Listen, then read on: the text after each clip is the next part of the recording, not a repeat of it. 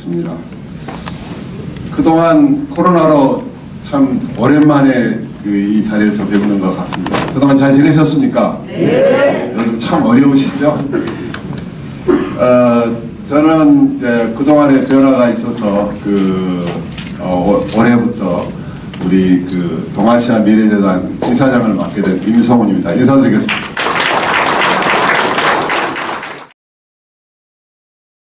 국회에 대한 경례.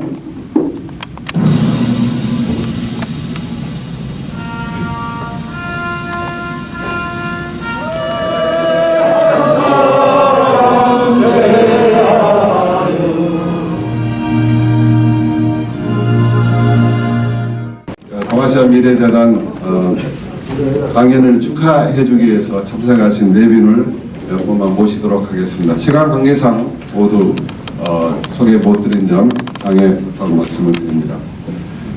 박홍섭 전 마초구청장, 현 마포장학회 재단 이사장님 참석하셨습니다. 이수영 전 안산시장님 참석하셨습니다.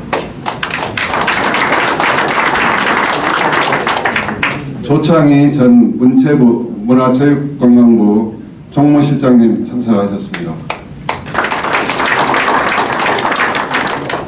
주대한 플랫폼 자유와 공화 공동의장님 참석하셨습니다.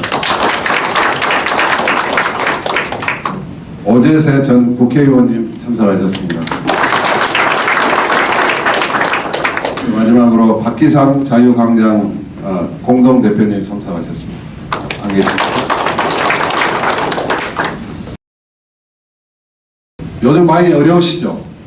예, 우리 참 요즘에 어려운 시기에 직면해 있는 것 같습니다. 그래서 요즘에는 고금리, 고물가, 고환율, 요즘 삼고라고 그러시죠. 그래서 이러한 상황이 당분간 진행될 것 같습니다. 또 여러 가지 어려운 현실에도 불구하고 오늘 또 경영갑질에서 많은 분들이 참석해 주셔서 진심으로 감사의 말씀을 드립니다. 오늘은 현재 우리가 직면하고 있는 이러한 어려움을 현명하게 극복하기 위해서 송민순 전 외교통상부 장관을 모시고 격동호 세계와 한국의 길을 주제로 초청 강연을 듣겠습니다. 현재 우리 경제는 내부 요인과 또 글로벌 환경 변화에 기인하는 외부 요인이 동시에 작용하는 굉장히 어려운 상황에 직면해 있는 것 같습니다. 또 내부 요인으로는 요즘 급격히 상승하는 이자율, 그리고 고환율, 그리고 높은 물가라는 삼고의 환경입니다. 이 고금리는 대출자의 이자 부담을 높이고 또 고물가는 실질 소득을 감소시켜서 내수 경기를 위축시킴으로써 경제 침체로 이어질 수 있는 그러한 경고가 계속되고 있습니다. 또 고환율은 수입 물가를 위로 올려서 물가 불안과 또 외국인 자금 유치라는 그러한 문제를 야기시킬 수가 있어 많은 분들이 걱정하고 계십니다. 이런 글로벌 환경 변화는 글로벌 공급망 붕괴를 초래하였습니다. 그래서 그 글로벌 공급망 붕괴는 코로나19 확산에 따른 공급망의 동맥 경화, 또 러시아와 우크라이나의 전쟁, 또 그리고 미국, 중국 간의 무역 패권 전쟁이 요즘 두드러지는 외부 환경인 것 같습니다. 그래서 글로벌 환경 변화는 코로나19의 확산 방지를 위한 공급망의 동맥 경화는 소재 부품의 글로벌 이동을 정지시키거나 또한 지체시킴으로써 생산 지연이나 중단을 야기했습니다. 그리고 러시아와 우크라이나 전쟁은 또 홍목 가격과 에너지 위기를 초래하였습니다. 그러나 이 전쟁이 단기간에 끝나지 않을 것 같다는 그런 전망으로 여러 가지 좀 어려움에 처한 것 같습니다. 특히 또 미국과 중국 간의 무역 패권 전쟁은 중국의 부상 위험을 느낀 미국이 중국에 대한 견제를 시작하면서 무역 갈등으로 또 비화되었고, 또 이는 바로 공급망 붕괴로 연계되고 있습니다. 대외 의존도가 매우 높은 우리나라 경제로서는 좀 중국과 미국의 어느 한쪽 편을 들 수도 없는 그러한 샌드위치 상황에 처해 있어서 여러 가지 어려움에 처한 것 같습니다. 또 위에도 트럼프 대통령 이후로 미국이 보호무역주의를 하면서 우리나라의 여러 가지 무역 압박을 가하고 있고, 또 여러 가지 어려움이 있습니다만은 우리 국민은 어떠한 역경도 다 이겨낸 훌륭한 저력을 가지고 있습니다. 그래서 우리 모두 희망을 가지고 함께 지혜를 모아서 위기를 극복하고 미래로 나아갔으면 하는 바람을 담아서 오늘 초청 강연을 하게 되었습니다. 여러분 감사합니다. 다음은 우리 동아시아 미래재단 손학규 상임 고문님의 인사 말씀이 있겠습니다. 여러분 뜨거운 박수로 환영해 주십시오.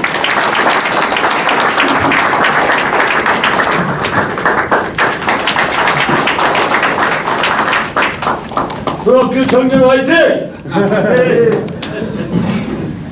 여러분 정말 오래간만입니다. 반갑습니다. 이 동아시아 미래재단이 이렇게 세미나를 가진 게 벌써 4년이나 됩니다. 제가 바른미래당 대표로 들어가 일을 하면서 좀 쉬었고 그게 코로나 팬데믹으로 한 2년 쉬어서 한 4년 가까이 그런 모임을 갖지 못했습니다. 그러나 아시다시피 요즘 우리나라 주변을 둘러싼 정세가 대단히 위중합니다. 이러한 상황에서 제가 우리 의견도 나누고 또 귀한 말씀도 듣기 위해서 송민순 장관님을 모셨습니다. 오늘 송민순 장관님께서 좋은 말씀을 해주시겠습니다만 제가 모처럼 여러분을 만난 오늘 제 의견을 잠깐만 좀 말씀을 드리고자 합니다.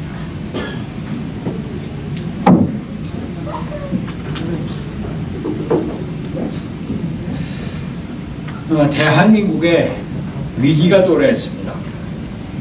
북한이 각종 신형 탄도미사일을 연이어 발사하면서 한반도의 군사적 위기를 조성하고 있습니다. 김정은은 최근 핵 선제 타격을 법제화하며 핵무기 사용을 위협하고 나섰습니다. 한미연합군은 항공모함과 폭격기 등 전략 자산을 동원하면서 대응 훈련을 하고 있습니다. 이러다가 실로 진짜 전쟁이 일어나는 게 아닌가 하는 의구심을 불러올 정도로 안보가 어수선합니다. 중국은 펠로시 미국 하원 의장의 대만 방문을 계기로 대규모 무력 시위를 감행하면서 동북아의 안보 위기를 조성하고 있습니다. 시진핑은 대만에 대한 무력 사용 포기를 절대 약속하지 않겠다라고 하면서 임기 내에 대만 무력 침공의 가능성을 열어놓고 있습니다. 실제로 시진핑의 집권 기간 내 대만 침공과 그로 인한 전쟁이 일어나지 않을까 세계가 걱정하는 상황까지 이르르고 있습니다. 우크라이나 전쟁에서 고전하고 있는 러시아의 푸틴 대통령은 우리 영토 안전성이 위협받는다면 의심의 여지 없이 러시아와 국민을 보호하기 위해 모든 수단을 동원할 것이다. 이건 허풍이 아니다. 이렇게 말하면서 핵무기 사용을 노골적으로 위협하고 있습니다. 실제로 유럽에서는 많은 나라에서 유럽에서 실제 소규모 전술 핵무기를 사용하는 전쟁이 일어나지 않을까 걱정을 하고 있는 현실입니다.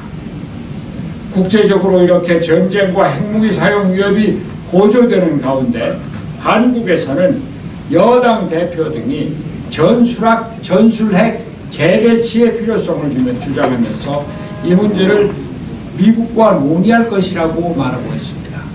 미국 정부에서는 공식적으로 이를 부인하고 있지만 우리나라 대통령도 여러 의견을 잘 경청하고 따져보고 있다. 이렇게 말하면서 이를 적극적으로 부인하지는 않는 상황에 이르고 있습니다. 안보 상황이 이렇게 어렵게 전개되는 가운데 우리나라를 비롯해 전 세계는 인플레이션과 경기 침체의 늪으로 빠져들고 있습니다. 우크라이나 전쟁으로 에너지 가격이 급등하고 미국의 급격한 금리 인상으로 중국의 화폐 가치가 하락하고 세계 경제가 위축되고 있는 것입니다. 한국은 20년 만에 6개월 연속 무역 적자를 기록하고 경상수지 적자가 급격히 늘어나고 있습니다. 한국 경제를 지탱해 오던 반도체도 미중 패권 경쟁의 희생물이 되어서 휘청거리고 있으며 미국의 자국 보호주의의 여파로 전기차, 배터리 등 신기술 산업도 위기를 맞게 되고 있습니다.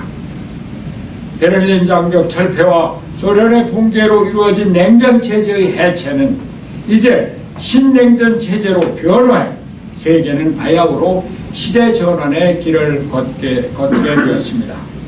이런 과정에서 세계화를 지배했던 자유무역의 시대가 가고 미국은 자국 보호주의 정책으로 동맹국과 일자리 제로섬 게임을 벌이게 되었습니다. 미국의 키신저가 주장한 대중국 전략, 무역을 통한 변화가 투키디데스 함정이 되어 미중 대결이 어디까지 진전될지 미래를 가늠할 수 없는 형편입니다. 미국의 바이든 정권이 들어서서 전임 트럼프 대통령에 이어 중국과 반도체 패권 전쟁이 더욱 첨예화되었습니다. 미중 패권 전쟁을 최고의 국정과제로 선택한 바이든 대통령은 전 세계의 가치 동맹을 기반으로 중국을 압박하고 있습니다. 중국에 대한 압박은 반도체의 생산 및 수출에 대한 통제에 그치는 것이 아니라 전 세계적인 공급망을 미국 위주로 재편하려는 정책입니다. 반도체 및 과학법을 제정하여 반도체, 배터리, 바이오 분야의 미국 내 투자를 지원하고 인플레이션 감축법으로 미국산 전기차를 우대하는 정책으로 전환하고 있습니다. 중국에 대한 신기술의 지원을 차단한다는 것이 명분이지만 이러한 미국의 자국 보호 정책은 한국의 삼성전자, 현대차, SK 등이 미국 내 투자를 급격히 늘리는 결과를 가져오고 있습니다. 일자리 측면에서 한국과 미국이 제로섬 게임으로 발전하고 있는 것입니다. 바이든이 2022년 10월 12일에 발표한 국가안보전략 NSS는 결국 1980년대 이후 미국에서 거의 사라진 산업정책을 부활하겠다는 것으로 이는 자유무역 대신 공정이라는 명목하에 보호무역을 추구하겠다는 미국 경제정책의 일대 전환을 말하는 것입니다. 우리는 신냉전 질서의 도래로 미중 경제의 틈바구니에 끼어 있습니다. 그동안 안미 경중으로 안보를 미국에 의존하고 중국과의 경제 협력으로 번영을 추구해왔지만 미중 경쟁 구도 속에 우리나라도 양자택일의 강요를 받는 신세가 되고 있습니다. 한국은 안보상 동맹국이지만 경제에서는 경쟁 상대가 된 형편입니다. 이러한 어려움을 극복하기 위해서는 우리는 무엇을 해야 할 것입니까? 미국을 포기할 수는 없습니다. 그렇다고 중국을 쉽게 버릴 수도 없습니다. 중간에 서서 양쪽의 이익을 다 취하기는 쉽지 않습니다. 중간자 역할은 양쪽으로부터 버림을 받을 수 있는 길입니다. 한미동맹은 우리의 유일한 생존의 길입니다. 북한이나 중국과 협력을 얻거나 협상하기 위해서도 한미 간의 굳건한 우호 관계는 필수적입니다. 미국의 신뢰와 지원이 없는 대한민국은 북한에게도 아무 쓸모가 없습니다. 김정은은 2018년 9월 21일 트럼프에게 보낸 친서에서 지금 문 대통령이 우리의 문제에 대해 표출하고 있는 과도한 관심은 불필요하다고 생각한다 라고 말한 데서도 여실히 드러나고 있습니다. 문재인 정부가 한미동맹을 경시하고 한미 군사훈련을 기동훈련 대신에 컴퓨터 시뮬레이션 훈련으로 대체하는 것은 미국으로부터 한국에 대한 의심을 사게 하고 북한과 중국, 일본으로부터 멸시당하는 외톨바위가 되는 지름길을 택한 것입니다. 중국의 눈치를 보아서 미국의 펠로시 하원의장 방한 때 윤석열 대통령이 만나주지 않고 전화통화만 한 것은 미국의 입장에서 볼 때 한국의 동맹 의지를 의심케 할 수 있는 것입니다. 미국과 동맹관계가 중요하다고 해서 중국과 적대적인 관계를 만들어서는 안 됩니다. 우리의 경제적 이득을 포기해서는 안 되기 때문입니다. 중국에 대해서는 한미동맹, 한미 간의 우호적인 관계가 필수적인 것임을 공식적으로 알려주고 이해를 구해야 할 것입니다. 중국과의 경제협력을 유지하기 위해서는 미중 관계가 적대적인 관계가 아닌 협력 관계가 되도록 우리가 역할을 해야 합니다. 이를 위해서는 반도체, 배터리 등 분야에서 한국이 우수한 산업기술과 생산 능력을 유지할 수 있어야 합니다. 경제적으로 우리가 중국에게 필요한 존재가 되어야 한다는 말입니다. 우리 정부는 기술 격차를 유지하고 확대하기 위해서 적극 역할을 해야 합니다. 인재 육성뿐 아니라 노사관계, 산업환경 조성에 정부가 적극 나서야 합니다. 용인의 반도체 클러스터가 이웃한 지방자치단체의 반대 때문에 3년째 착공을 하지 못하는 현실은 타개되어야만 합니다. 도와 중앙정부의 적극적인 역할이 필요한 것입니다. 북한에 대해서는 교류와 협력이라는 포용정책을 유지해야 하지만 대한민국의 가치를 지키고 대북교섭의 원칙을 반드시 지켜야 합니다. 대북관계에 있어서는 미국과의 긴밀한 소통과 협력이 모든 것의 전제가 되어야 합니다. 미국과의 확고한 동맹관계가 대북 교섭의 가장 효과적인 수단임을 명심해야 할 것입니다. 일본과의 관계는 한미동맹을 발전시키기 위해서도 조속히 개선되어야 합니다. 미국이 일본의 존재를 중요시하는 만큼 한국도 일본을 중시해야 합니다. 한일 군사보호협정, 군사정보보호협정, 지소미아 파기와 같이 반일 감정이 국가정책으로 반영되는 일은 다시는 일어나서는 안 됩니다. 일제강점기 강제동원 피해자 배상 문제 등에 대해서는 법원의 판결은 존중하되 정부 차원에서 정치적으로 문제를 해결해야 합니다.德고의 리더십을 본받아 과거의 적대관계를 미래의 우호관계로 발전시켜야 합니다.德고는 유럽 민족주의의 부흥을 위해서 100년 앙숙이던 독일과의 오랜 갈등 관계를 종식하고 독일, 프랑스 화해협력 조약을 맺었습니다. 유럽 발전의 시발점은 바로 여기였습니다. 우리는 아직도 죽창가라 부르고 있을 때가 아닙니다. 국내적으로 기술 산업을 발전시키고 북한의 원칙 있는 협력 관계를 유지하기 위해서는 국가의 권위가 필요하고 국내 정치가 안정되어야 합니다. 그러나 우리 정치는 국민의 극심한 불신을 받고 있고 정부는 권위를 인정받지 못하고 있습니다. 유럽에서는 우크라이나 전쟁으로 인한 에너지 위기를 맞이하여 전 국민이 에너지 절약 운동을 펴고 있습니다. 겨울에 섭씨 19도 이하로 방 온도를 유지하는 정책을 시행하고 있고 온 국민들이 이를 지키고 있습니다. 우리나라에서 가능하겠습니까? 아닙니다. 안 됩니다. 지도자가 국민의 존경을 받지 못하고 있기 때문입니다. 국민의 행복을 위해 비전을 제시하고 실천 방법을 모색하는 지도자가 없는 나라는 미래 희망이 없는 법입니다. 정치가 국민을 위해서 안보를 지키고 경제를 일으켜야 하는데 국민이 정치를 안타깝게 쳐다보는 나라가 된 것입니다. 위기를 기회로 바꾸는 것은 우리 국민의 특별한 장기입니다. 우리가 이제 거리낌 없이 세계의 선두주자로 나설 때입니다. 정치가 스스로를 반성하고 국민의 앞에 서서 세계로 이끌고 나아가야 할 때입니다. 우리가 한반도에서 새로운 문명을 개척한다는 야심을 갖고 이를 이루기 위해서 나서야 할 때입니다. 감사합니다.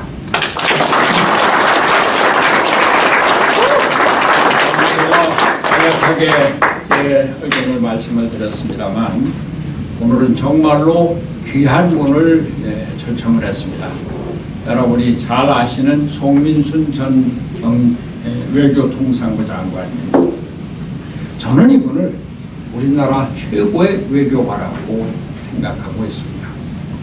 미국 전문가로 한미동맹을 굳건히 하는데 앞장서서 뿐만 아니라 한미동맹이라고 해서 모든 것을 미국 뜻대로 따라가는 것이 아니고 할 말을 하는 원칙이 있는 외교관입니다. 중국과의 협력관계도 유지하고 남북관계에 대해서는 6자 회담의 한국 대표로 가장 어렵고 가장 중요한 시기에 중요한 역할을 하셨던 분입니다. 저와는 경기도지사로 있을 때 경기도의 외교특별자문관으로 같이 일하셔서 제가 그동안 많은 외교에 대한 견문을 넓힐 수가 있었습니다.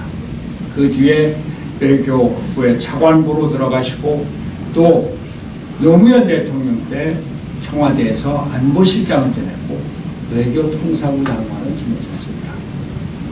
지금 우리나라 외교가 여러 가지 어려움을 겪고 있고 또 대통령이 해외 방문을 할 때마다 지지율이 떨어지는 이러한 어려움에 처해 있습니다. 왜 그럴까요? 대통령 자신은 외교 경험이나 국제적인 경험이 없는 분인 것을 우리가 다 알고 있습니다. 그러면 주변에서 제대로 보좌를 해야 합니다.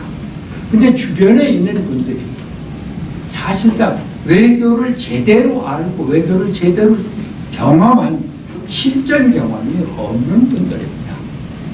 안보실장은 고려대학교 교수 출신으로 외교 차관을 지냈습니다만 외교 실무 경험이 없는 분입니다. 안보 2차장인가 1차장은 그분이 가장 중요한 역할을 한다고 합니다. 그분도 대학 교수고 외교 실무 경험이 전혀 없는 분입니다. 꼭 외교 실무 경험이 있어야만 되는 것은 아닙니다만 그래도 대통령을 보좌하는 사람들은 그러한 실무적인 경험을 바탕으로 해서 필요한 절차와 필요한 내용을 보좌하고 건의를 해야 하는 겁니다.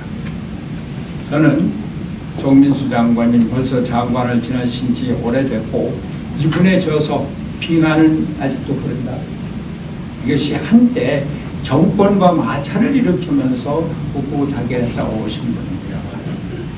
그러나 우리나라의 꿋꿋한 원칙을 갖고 대한민국과 대한민국 미래에 대한 확고한 신념을 갖고 그러면서 미국, 중국, 일본, 러시아 또 유럽 여러 나라들, 아시아 여러 나라들 새로운 인도 태평양 시대를 열어가는 비전을 가진 이러한 분이 우리에게는 정말로 필요하다는 생각에서 오늘 여러분들 우리나라 급변하는 세계 정사 속에서 우리나라가 가야 할 길에 대해서 좋은 말씀을 들으신 겁니다. 대단히 감사합니다.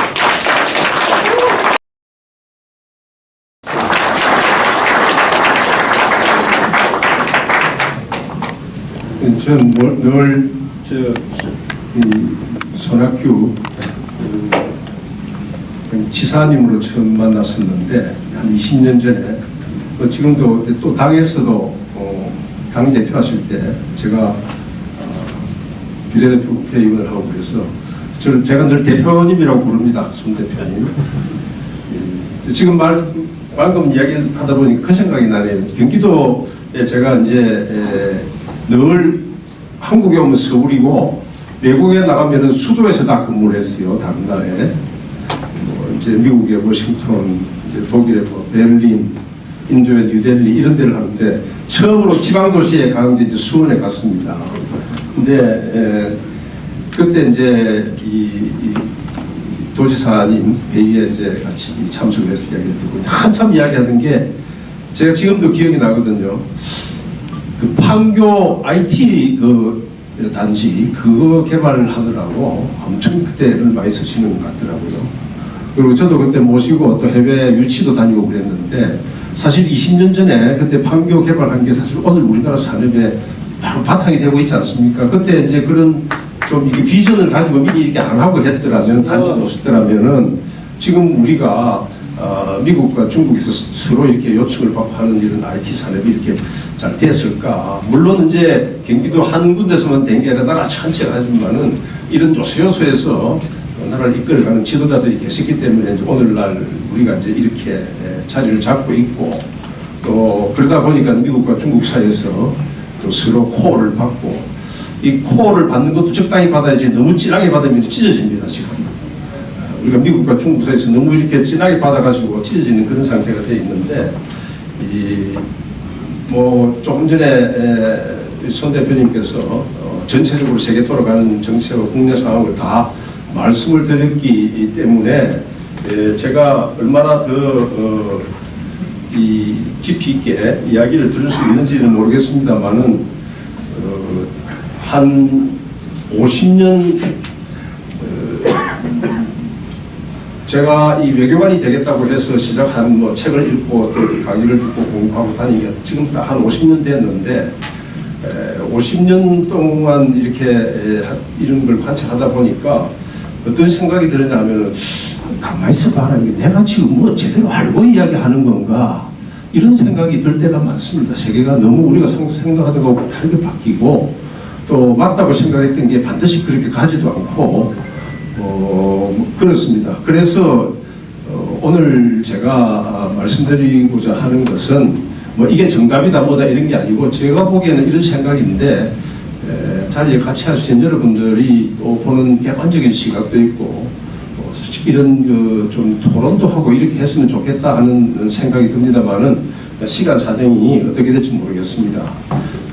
이런 모임과 관련해서 제가 한번 또 기억이 나는 게 지금부터 한 1994년인데 미국에서 어떤 학자가 로버트 퍼트남이라는 학자인데 교수인데 책을 그때 냈습니다. 뭐냐고 영어로는 볼링 언론 볼링 있지 않습니까? 볼링을 혼자서 하는 거예요. 그래서 우리 보통 볼링 가면 4명 해가지고 한 팀에서 짜고 이렇게 마치고 나서 또 뭐 진 사람이 맥주도 타고 이렇게 하는 거 아닙니까? 근데 볼링을 혼자서 볼링하는 사회가 되면 그 사회는 망한다 이거예요. 무슨 모임이든 간에 많은 사람이 모여서 의견을 교환하고 토론을 하고 돼야 그 사회가 건강한 사회가 된다. 그래서 저는 이 동아시아 미래 포럼 같은 이런 모여서 토론하고 하는 이런 조직들이 많이 있어야 우리 사회가 더 건전하게 갈 수 있다 이런 생각이 듭니다. 나라 안과 받기 참 어렵다는 건 말씀을 드렸습니다. 제가 이 격동의 세계라고 지금 이런 뭐 저만 쓰는 게 아니라 많은 사람이 지금 세계를 격동의 세계라고 이렇게 이야기를 하는데 뭐 도대체 말이 격동 뭐 지금 이야기하는 우크라이나 전쟁이다 미중 경쟁이다 뭐 대만 문제다 뭐 코로나다 뭐 등등 이런 많이 있는데 참은 이런 세계 정세를 보는 약간 좀 뭐 전문가나 뭐 전문가일지는 모르겠습니다만 그런 시각에서 말씀을 이유를 좀 들어보면 한 7가지의 사정 왜 격동인지 왜가 아니라 격동이 된 걸 보면 한 7가지를 들 수가 있어요. 하나는 첫째는 뭐냐 우리가 늘 생각하는 게 세계 질서 우리 한국에서 북한이 미사일 쏘고 핵실험하고 들고 나가면 뭐 합니까? 유엔에 들어갑니다. 유엔 그죠? 2차 대전 후에 세계를 이끌어가는 게 유엔이잖아요. 특히 이제 유엔에서 이제 안전보장이사회에서 어떤 나라 특히 이제 북한 같은 경우에 제재하자 이걸 하고 이렇게 하는데 그 유엔의 체제가 무너졌습니다. 유엔의 체제가 무너졌고 지금은 북한이 핵실험을 해도 거기에 대해서 제재 결의안 통과 안 됩니다. 그 이전에 안보리를 책임지고 있는 5개 나라 상임이사국 중에 하나인 러시아가 바로 옆 나라를 갖다가 공격을 했습니다. 유엔이 그냥 쉽게 말해서 교통규칙을 지켜야 될 경찰이 교통사고 치고 다니고 이러면 그 교통이 되겠습니까? 세상이 지금 이제 그런 게 됐고 이제 두 번째는 또 2차 대전 후에 큰 전쟁이 없었던 세계를 안정적으로 한 것은 소위 핵 비확산 체제였어요. 미국, 러시아, 영국, 프랑스, 중국, 그 다음에 이제 이 5나라가 세계 핵무기를 관리하는 5나라가 되자해서 했는데 그 뒤에 인도, 파키스탄, 이스라엘, 북한까지 나오긴 했습니다만은 이렇게 그 핵을 관리하고 핵을 관리하는 이 질서가 이제 무너졌고 그 체제 5나라 바깥에서 나라들이 점점 퍼져서 북한까지 나오고 앞으로 어디까지 갈지 모르는 데다가 더더욱이 러시아에서 우크라이나에서 러시아가 조금 전에 말씀하셨지만은 이 전술 핵무기, 전술 핵무기라는 말은 전략 무기라는 것은 좀 쉽게 이야기하면 장거리에서 아주 대량 폭격, 도시 하나를 그냥 날려보내는 이런 정도고, 전술 핵무기라는 것은 딱 때리면 이런 빌딩, 아니 주요 요충 건물 하나를 그냥 그것만 딱 이렇게 때려서 없앨 수 있는 이제 이런 무기를 보통 전술 핵무기라고 부르는데 우크라이나에서 그런 핵무기를 쓰겠다는 소리가 나오니까 이 두 번째로 비확산 체제가 무너졌습니다. 앞으로 얼마나 많은 나라들이 핵무기를 끌고 나오겠다고 할지 모르는 사정입니다. 그 다음에 세계 무역 금융 질서가 무너졌습니다. 미국이 늘 우리한테 강조하고 다른 나라에도 강조한 게 자유 개방 무역이었어요. 자유 개방 무역. 그래서 우리가 시장 개방 말 이야기 많이 들었죠. 한 30년 전에 시장 개방 압력, 쌀 시장 개방 같은 것도 마찬가지고 이제 시장 개방 압력 이런 걸 많이 하고 그랬는데 이게 미국이 자유 개방 무역을 하자 이렇게 해서 했고 그걸 이제 조직이 된 게 세계 무역 기구 아닙니까? 그래서 그 무역 질서를 위반하고 자기 마음대로 시장 문을 닫고 열고 이렇게 하면은 그게 제소를 하는, 그래서 이제 WTO 세계 무역 기구에 이걸 들고 가서 심판해달라고 하고 이렇게 했는데 이게 지금 기능을 못 합니다. 미국이 거기에 대해서 존중을 하지 않습니다. 그리고 금융 질서도 마찬가지입니다. 미국한테 달러 기축, 세계 기축 통화를 이렇게 맡겨놓은 상태인데 미국이 필요하면은 왕창 풀었다가, 그렇죠? 그 다음에 또 필요하면 또 테이프링이라고 해서 말라드리고 이렇게 하니까 달러 값이 이렇게 줄렁줄렁 하면서 지금 우리를 뿐만 아니라 전 세계가 걷잡을 수 없는 이런 상태가 되었습니다. 그래서 이게 이제 세 번째로 중요한 세계 무역 금융 질서가 무너졌습니다. 그 다음에 네 번째는 지금 우리가 겪고 있었던 그 코로나. 이게 세계 전 나라가 보건협력 질서가 무너졌습니다. 이게 나오기 전에요. 메르스, 에볼라 이런 게 나왔을 때는 세계 여러 나라들이 중국, 미국 할 것 없이 다 협력해서 돈 내가지고, 에볼라는 주로 아프리카에 있어서 나왔지만 메르스 이런 것도 다 협력을 했어요. 우리 다 같이 건강하게 살아야 되니까 다 돈도 내고 여러 가지 규칙도 지키고 이렇게 협력을 하자고 그랬는데 이번에 코로나 이건 다 무너졌어요. 이게 서로 책임만, 이게 미국은 우한 코로나라고 그러고 또 중국은 거기 반발하고 이거에 대해서 그 다음에 코로나 방역 백신 이걸 전부 선진국들이 자기들 다 맞고 난 다음에 그 다음에 남으면은 다른데 못 사는 나라 준다 이래가지고 나중에 오미크론 같은 거는 이제 그게 코로나 백신이 공급이 안 됐기 때문에 다시 나온 거 아닙니까?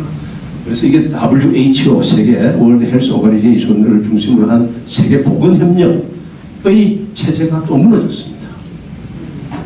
그 다음에 이것과 관련돼서 우리가 늘 이야기하는 기후변화. 기후변화, 우리 아마 TV나 뭐 다른 거 보면 우리 세계가 기후변화 때문에 앓고 있는 많은 문제, 지금 이상 난동기후라든지, 그 다음에 이 해일이라든지 뭐 쓰나미 뭐 등등 많은 이런 또 이 고열로 인한 화재 뭐 이런 것들에 대한 이런 게 다 기후변화 때문에 돼서 기후변화를 지구를 살리기 위해서 기후변화를 막기 위해서 같이 협력하자고 했던 이제 그런 거는 결국 기후변화에 대한 기술은 돈과 기술이 있어야 되는데 그게 선진국들이 하는 거거든요. 근데 미국, 유럽, 그 다음에 이걸 기후변화에 많은 이 책임을 지고 있는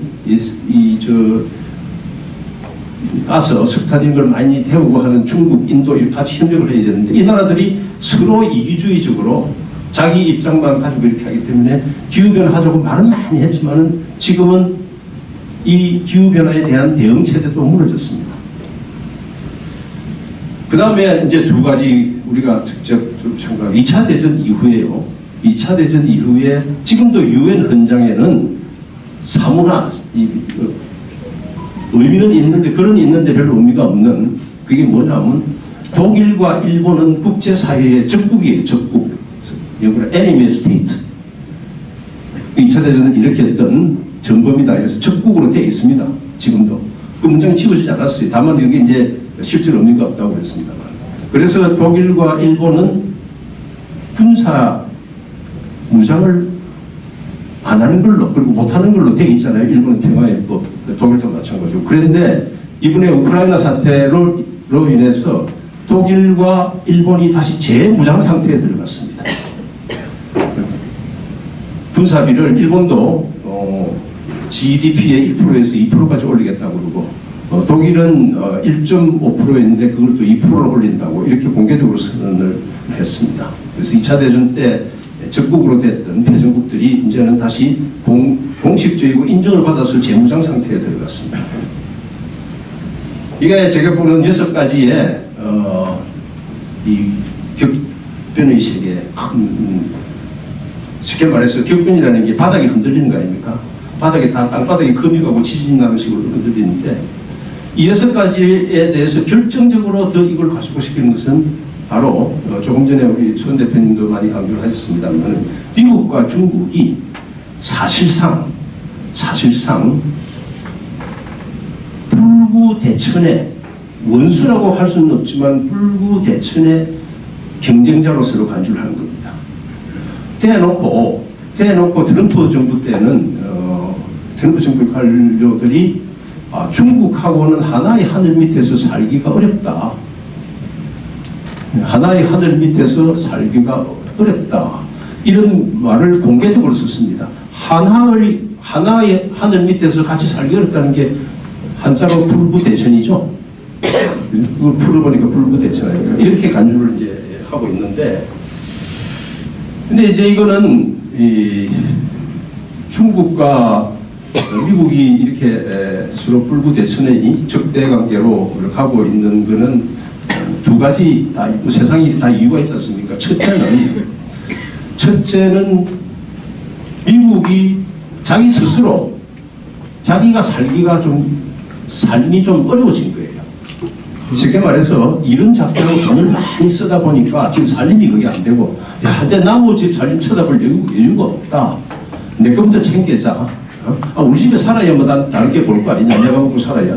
이게 소위 말하는 아메리카 퍼스트, 미국 제일주의 이렇게 돼 있고, 그래서 아까 제가 이야기하는 이 세계 무역 질서 이런 것도 개방 자유무역 하자고 그랬다가 아니야, 개방 자유했다면 안 되겠어. 내가 필요한 걸 개방하지만 어느 걸 열고 어느 것 닫고 하는 건 내 마음대로 하겠다. 이제 이렇게 된 상태가 됐는데, 거기에 대해서 이제 미국이 이렇게 된 것과 동시에 나타나는 게 이제 중국인데, 중국은 물론 이제 중국이 이렇게 부상을 하니까 미국이 그렇게 대응을 합니다만은 이 힘이라는 게 결국은 절대적인 힘이 아니라 상대적인 힘의 관계이거든요. 상대적인 힘의 관계인데, 중국이 이 미국의 이러한 강력한 정책에 대해서 시진핑 정부, 이 시진핑이 들어와서 시진핑이 일부러 미국을 이렇게 도전하고 이런 게 아니라 중국 자체가 이렇게 부상을 하는 데다 더해서 시진핑이라는 사람이 처음으로 이제 그전에는 후진타오, 그 다음에 장즈민 이런 당 서기장들이 5년 두 번 했지 않았습니까? 이제 처음으로 지금 회의가 24대 당 대회가 열리고 있지만은 이거는 이제 3기 연임 또 4기, 5기까지 갈지는 모르겠습니다만 이렇게 되는 걸 하고 있는데, 여기에는 바로 권력이라는 권력 투쟁이라는 게 있어요. 시진핑이 그냥 갔다가는 5년 두 번 하고 끝나는 겁니다. 그런데 이 시진핑이 들어와서 중국이 내부적으로 내세운 게는 뭐냐면은 과거 300년에 걸쳐서 중국이 굴욕스럽게 살았던 것에 대한 복수를 하고 중국을 다시 세워서 중국의 꿈을 강대한 중국 이런 거를 만들어야 되겠다 하는 거를 중국 내부적으로 내세우는 겁니다. 왜 300년 이야기 하느냐면은 뭐 여러분들이 잘 요즘 기억이 안 나실지 모르겠는데 1689년에 당시 청나라하고 러시아하고 네르친스크 조약이라는 걸 맺었어요. 그래서 지금 우리가 말하는 극동 시베리아 쪽 이건 다 원래 중국 땅이었거든요. 우수리 강국 있죠. 이 네르친스크 조약을 해가지고 청나라가 중국한테 러시아한테 다 뺏겼습니다. 1689년. 그 이후로 1842년 이제 쉽게 말하는 아편 조약, 아편 전쟁에서 남경 조약 해가지고 홍콩 활용하고 이렇게 하면서 당했던 불력. 이렇게 해서 300년에 걸쳐서 있던 불력을 다 갚아야 된다. 이런 걸 중국 사람들이 많이 고치를 시키고 있어요.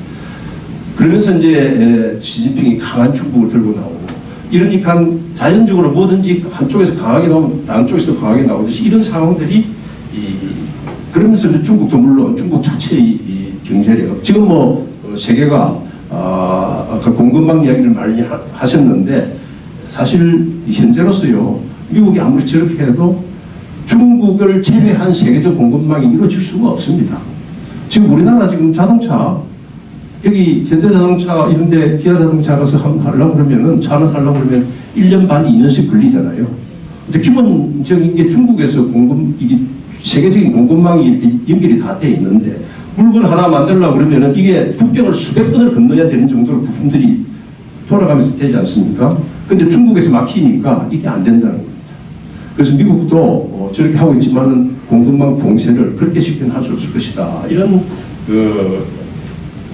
사정이 되어 있는데 저는 그래서 한 이런 7가지 제가 지금 말씀드린 유엔이 무너졌다, 세계 핵 비확산 체제가 무너졌다, 그 다음에 무역 금융 체제가 무너졌다, 그 다음에 보건 체제가 무너졌다, 그 다음에 기후 변화 이거 앞으로 아무 협력 안 된다. 전부 지금 이번에 우크라이나 전쟁 때문에 유럽에서도 석탄 가스 다 더 태우거든요. 좀 잘 살고 형편이 되는 사람이 법을 안 지키는데 다른 나라가 지금 산업개발 석탄 가스 떼어야 뭐 공급이 되고 하는 나라가 지킬 수가 없는 거죠. 그럼 지금 점점 더 뜨거워지는 겁니다. 그래서 기후 일 안 되죠. 그 다음 2차 대전에 적국 일대했던 일본, 독일이 재무장을 하죠. 이제 중국과 미국은 이제 죽기 살기로 이렇게 싸우고 있습니다. 저는 중국과 미국과 중국이 싸우고 있는 현상을 어떤 사람이 그렇게 비교했어요. 초원에서 코끼리끼리 싸움을 붙으면은 누가 제일 먼저 죽습니까? 초원에서 사바나 거기서 코끼리가 싸움 붙으면은 누가 제일 먼저 죽겠어요? 밑에 조그마한 동물들이 다 먼저, 왜냐면 싸우면은 그 부딪혀 죽는 게 아니라 풀이 말라 죽는단 말이에요. 풀이. 코끼리가 그 풀밭을 황폐화시키면은 풀을 못 먹으니까 약한 초식 동물부터 그 다음에 조금 큰 동물 점점 풀이 없어질수록 초식 동물이 없으면 육식 동물도 죽는 거 아닙니까? 그렇게 이렇게 가다가 이제 코끼리는 코가 크니까 키가 크니까 높은 것도 따먹고 이러는데 결국은 코끼리도 죽는 거예요. 그런데 이 코끼리들은 지가 죽을 때까지는 이 신경을 안 쓰고 작은 동물 죽는 건 신경 안 쓴단 말이에요. 그런 세상이 그러니까 코끼리가 난동을 부리는 초원과 같은 세계가 됐다 이런 생각입니다. 그런데 지금 이런 세계에서 과연 우리가 지금 한국에 처해 있는 상황을 한번 좀 자세히 살펴볼 필요가 있다 이런 생각이 듭니다. 한국이라는 나라는 사실 미국과 중국이 대립하는데 최전선 국가입니다. 군사적으로 안보 측면에서 그렇고 경제도 그렇고 바로 가장 우리 군대로 치면 최전방이에요. 최전방 서로가 최전선 국가인데 특히 이제 미국은 지금 중국을 압박하기 위해서 한 4가지의 수단을 동원하거든요. 그건 뭐냐면은 지금 이제 제일 많이 나오는 게 첨단 기술입니다. 그러니까 SK, 그 다음에 삼성이나 현대나 이런 나라들이 다 중국에서 이제 투자를 하는 게 미국의 기술이 들어간 건 못 가게 한다 이제 이렇게 돼 있는데 첨단 기술, 교역, 그죠?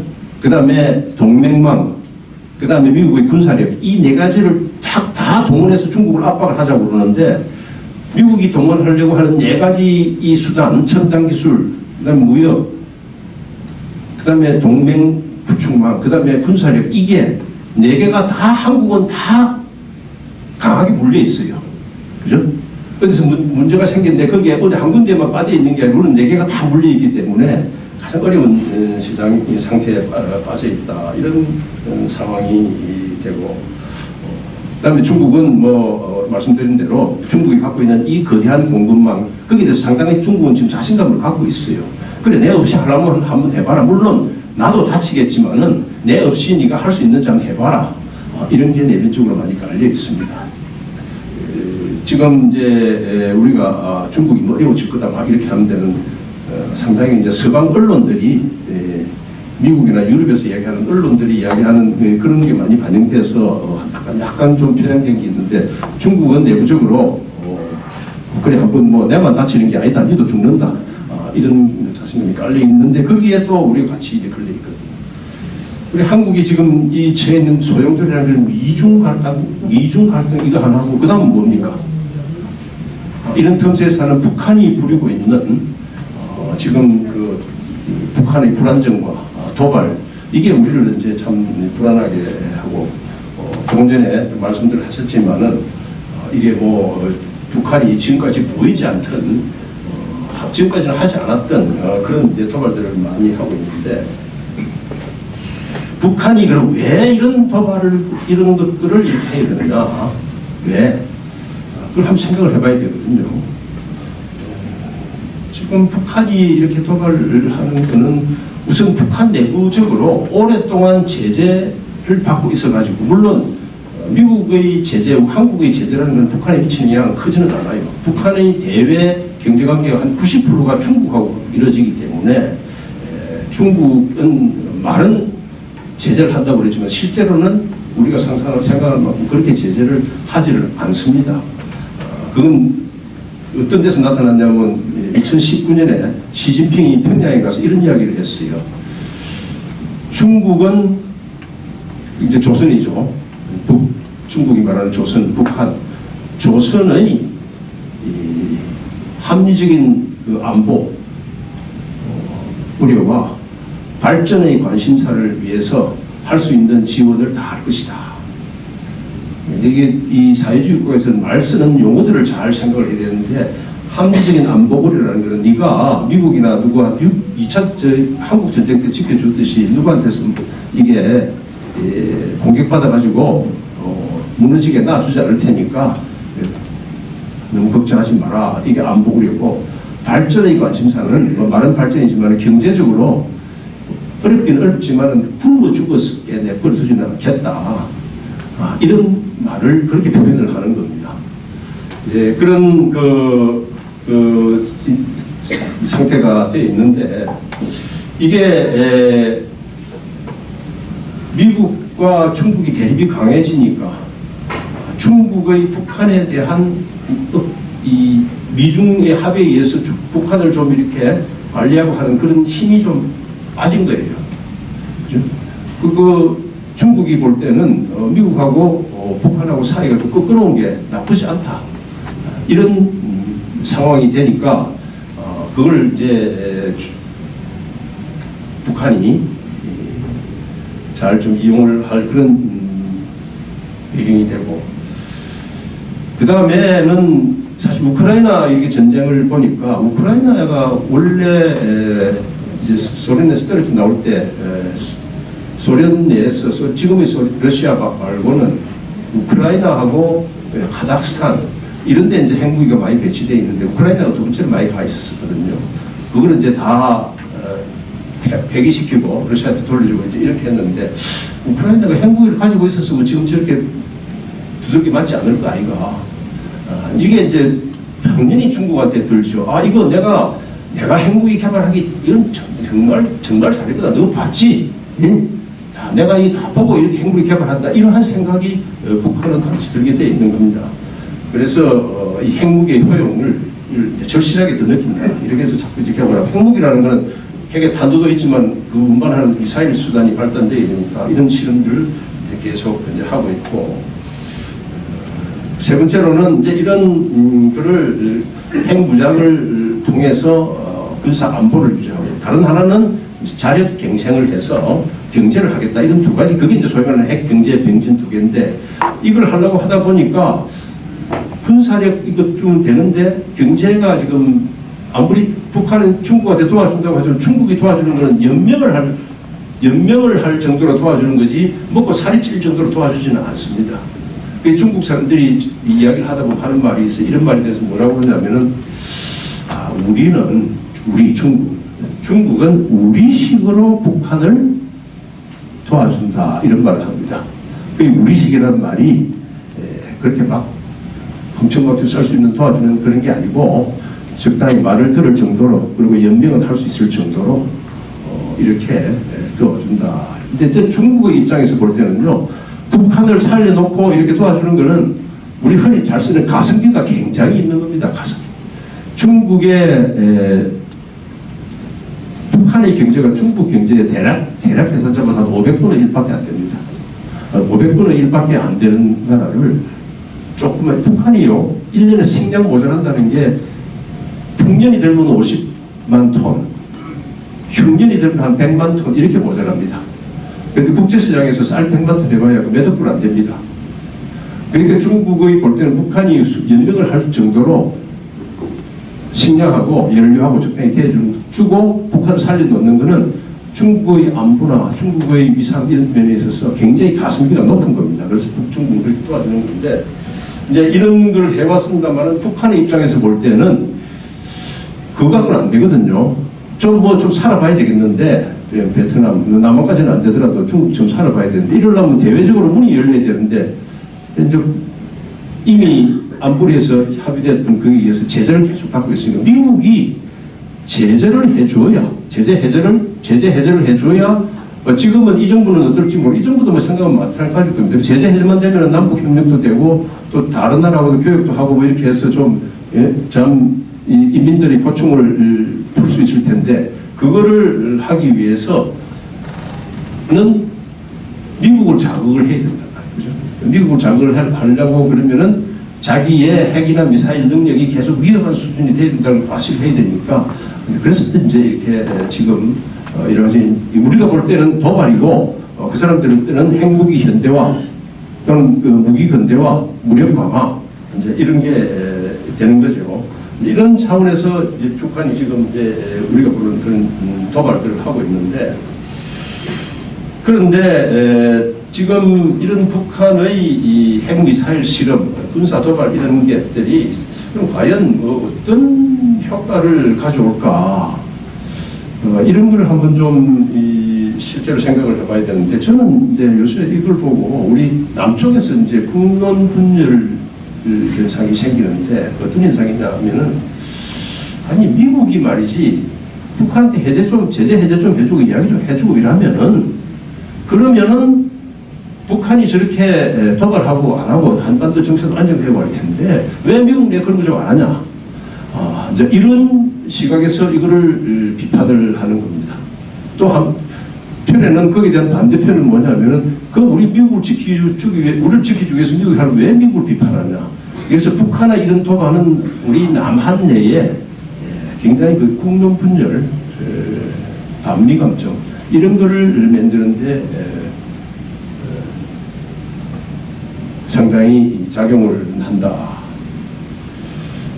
그리고 이제 그런 걸 통해서 지금 북한은 한미 간에 좀 균열이 생겨서 한미 간에 균열이 좀 생기면은 북한으로서는 남쪽에 대해서 행동할 여지가 여러 가지 확대가 되거든요.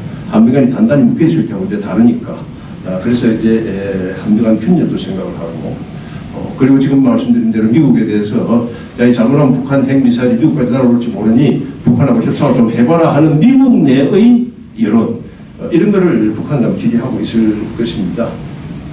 그런데 지금 실제 나타나는 이제 효과는 제가 보기에는 미국이 북한이 저렇게 한다고 해서 북한하고 협상을 하고 제재 해제를 만들고 할 제재를 해제시키고 그걸 할 의사도 물론 능력도 미국한테는 없습니다. 왜냐? 아니 좀 핵무기 만들고 미사일 쏘고 이렇게 하면은 미국이 겁먹고 가서 얼른 협상하고 이렇게 하면은 미국은 온 세계에서 다 당합니다. 작은 나라들한테.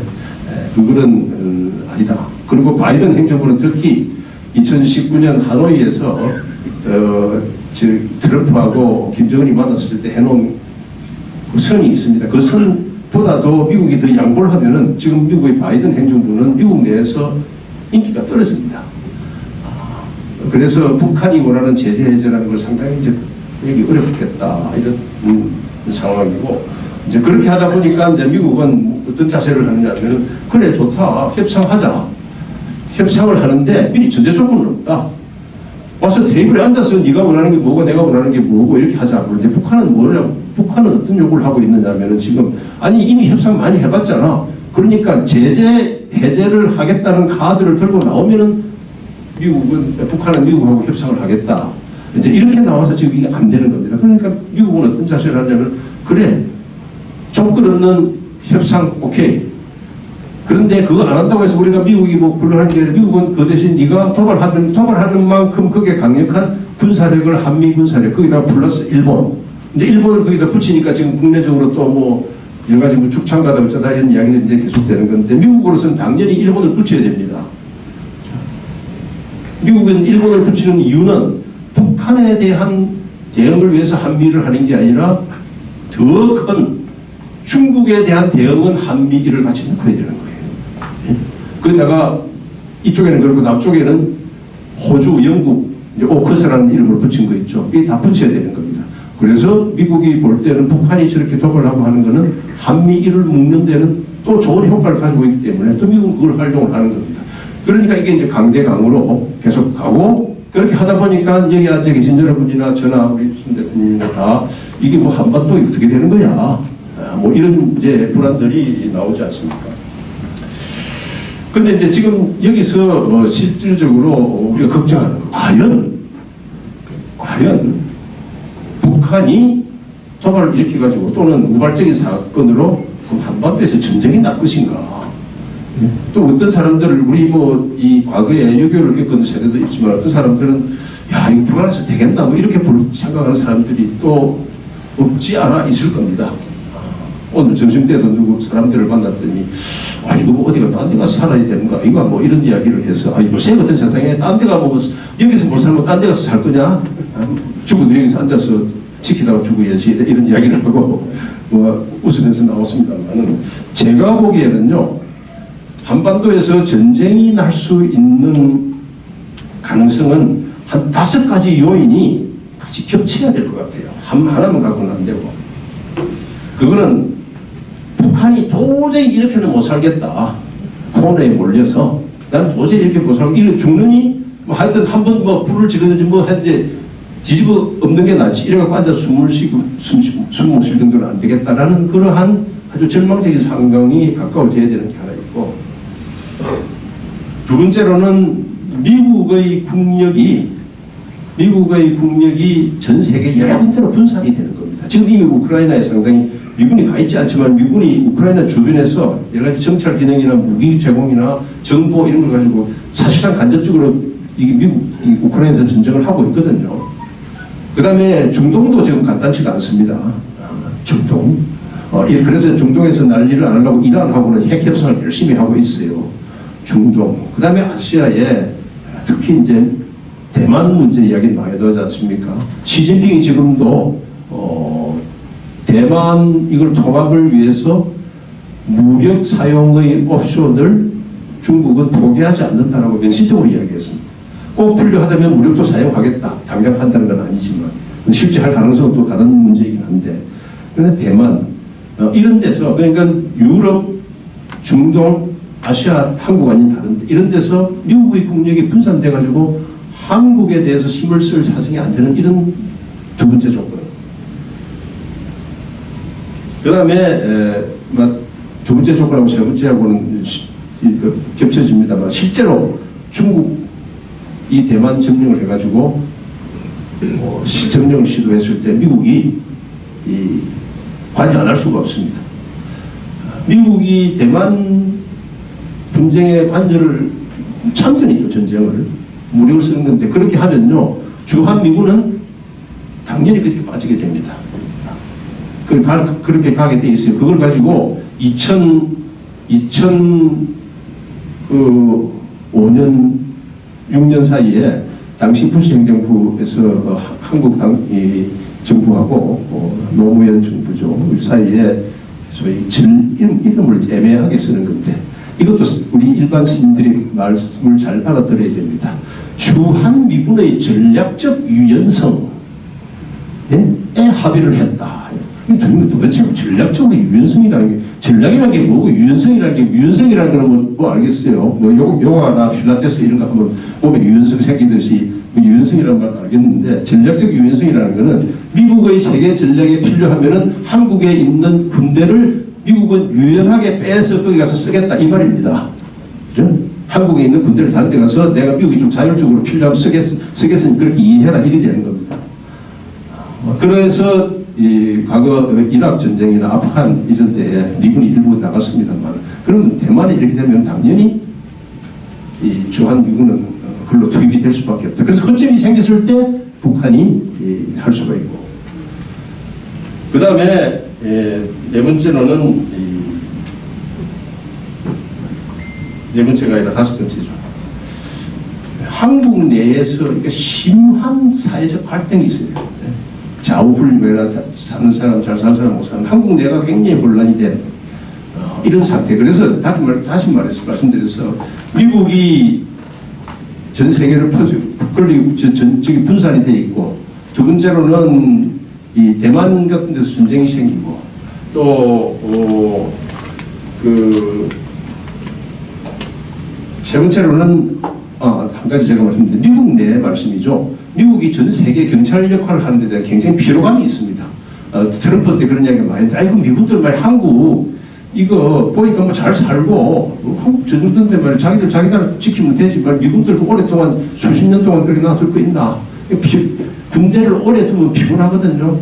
미국의 대통령은 누구나가 대통령이 되면 꼭 뭐라고 하고 싶은 두 가지가 있습니다. 세계의 여러 가지 분쟁 중에서 평화를 만들었다. 평화. 네? 그래서 평화협정, 뭐 캠프 데이비드 평화협정, 무슨 평화협정 많이 하지 않습니까? 그리고 그 다음에 뭐냐면 전쟁이 끝났다. 애들 다 데리고 왔다. 예? 영어로 딱 간단하게 쓰거든. War is over. 전쟁은 끝났다. 그리고 boys back home.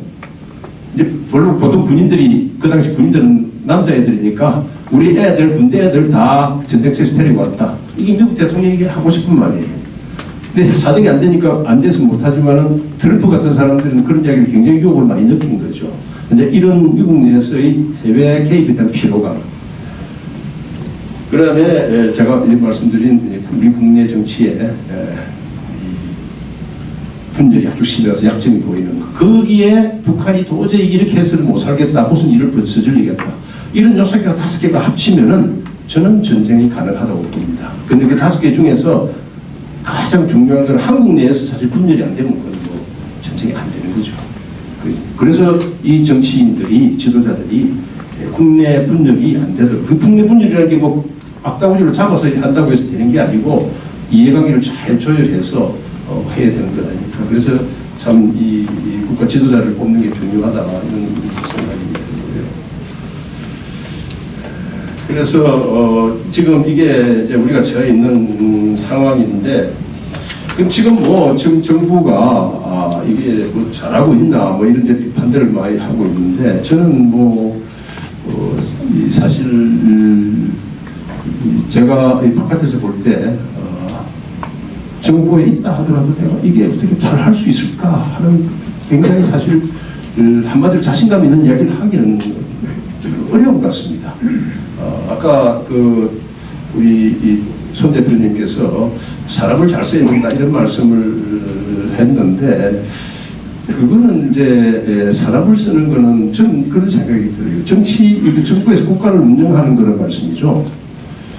우리 음식 코드가 뭐 음식 불평하고 칼럼니스트들 있죠. 음식을 보고 맛을 보고 칼럼 쓰는 사람들. 그걸 막 칼럼니스트라고 하고 음식 칼럼. 근데 음식을 먹어보고 뭐 이 칼럼 쓰는 사람하고요. 실제 그 먹는 밥상을 차리는 사람하고 다릅니다. 그렇죠? 예. 근데 이게 밥상 차려본 사람은 별로 없고 맛본 사람들만 잔뜩 있으니 이게 좀 복잡해집니다.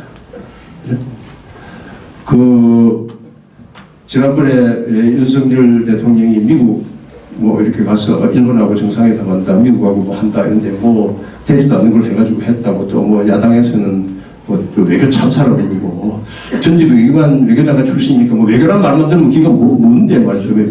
예? 그래서 제보고 또 뭐 이 저 방송에 나와서 이야기 좀 해달라고 내가 나가서 별로 할 말이 없다. 그거 무슨 예? 가십 같은 이야기를 가지고 예? 그걸 뭐 할 말은 없다. 그렇게 해서 사용은 했습니다만은 그럼에도 불구하고 이런 거는 저는 실수를 하면 안 되거든요. 다른 나라하고 정상회담은 하자는 합의뿐만 아니라 언제 어떻게 발표할 것까지 합의를 해야 됩니다. 그죠? 자, 우리 그럼 어디서 언제 어디서 만납시다. 그럼 좋다. 만나기로 됐지 않습니까? 그럼 우리가 만나게 됐다는 거를 언제 발표할까? 이걸 합의를 해야 돼요. 그럼 첫 번째 것만 이야기하고 두 번째 거는 합의도 안 된대 했는데 가만 보니까 첫 번째 것도 내용이 제대로 합의도 안 된 걸 갖고 첫 번째 스텝도 제대로 안 됐는데 두 번째 스텝을 생략하고 세 번째 스텝에 발표를 해버린 겁니다.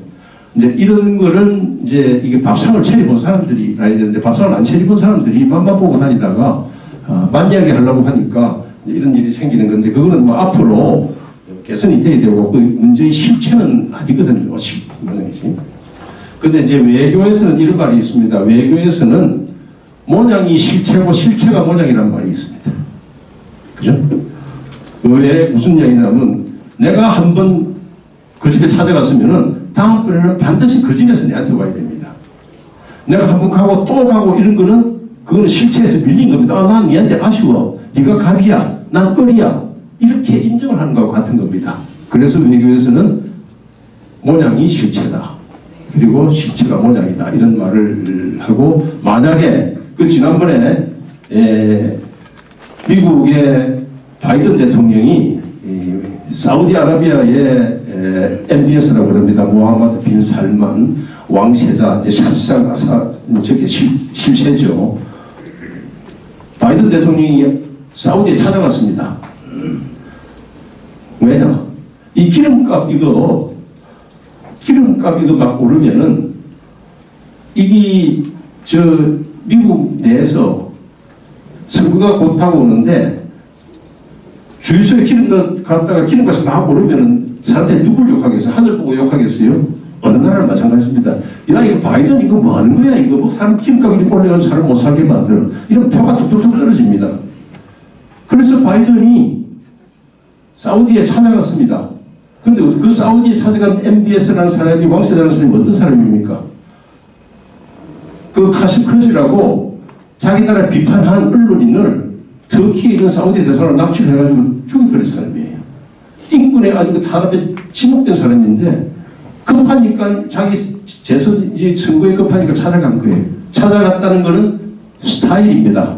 근데 불소들은 실체에서 밀렸다는 이야기거든요. 그런 거를 제가 잠깐 말씀을 드렸고, 근데 저는 지금 하고 있는 정부 우리가 하고 있는 상황을 이렇게 보면은 현재로서는 이게 불가피한 상황이에요. 이제 북한이 도발을 저렇게 하니까 미국하고 단단히 해야 되고 또 미국이 야 이거 일본 없이는 안 된다. 예? 지금 주일 미군이 주한미군보다 훨씬 더 많은 역할을 하고 있고 그러니까 일본 없이 안 된다. 일본 빼고 아무리 설사 윤석열 정부에서 일본 빼자고 이야기를 하실 일은 없지만 설사 했다 하더라도 미국이 볼 때 그거 없이 되겠나 안 된다 이러면 들어오는 거고 그게 현실이니까 공동 대응은 불가피한 거다. 역사 문제는 역사대로 하고 여기에 대한 대응은 이 대응대로 하는 게 더 맞다. 그리고 중국에 대해서도 우리가 미중 사이에 어떻게 할 건가 이거 제가 조금 이따 말씀을 드리겠지만은 기본적으로 우리가 대중 압박 이런 데에 대해서 능동적으로 적극적으로 나설 사람은 아니지만 수동적으로 응할 수밖에 없다. 지금도 그렇게 하고 있다고 저는 생각을 보고 있고, 그 다음에 한국 중국 관계 개선 이것도 적극적으로 중국이 적극적으로 나올 가능성은 없어요.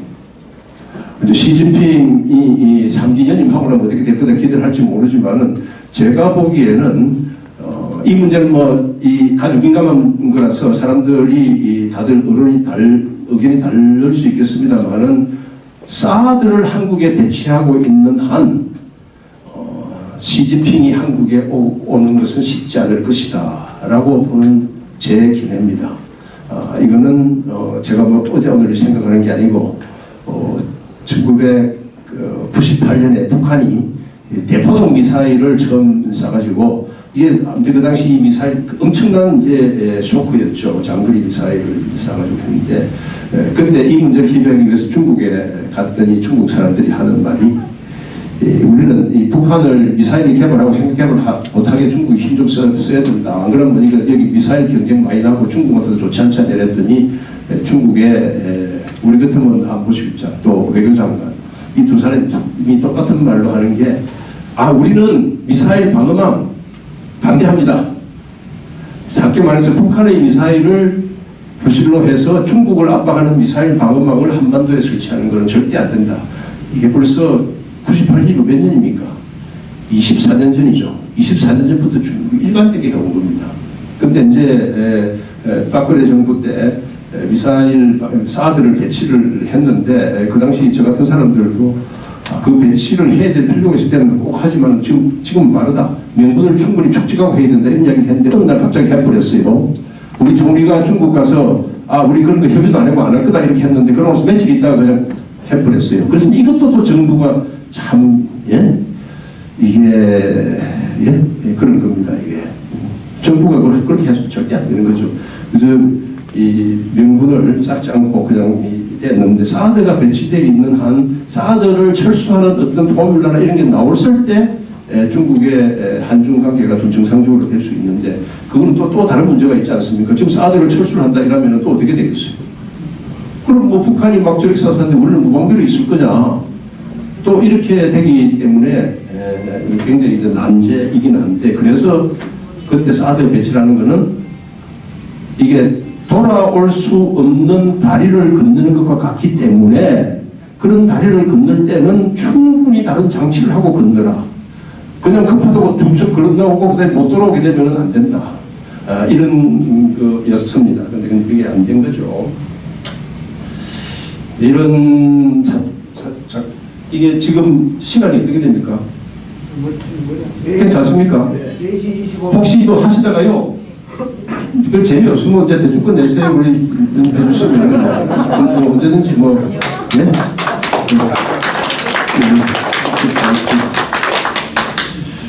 네, 저는 이제 제가 지금 이야기하는 지금 한미 플러스 1 해가지고 방어한다.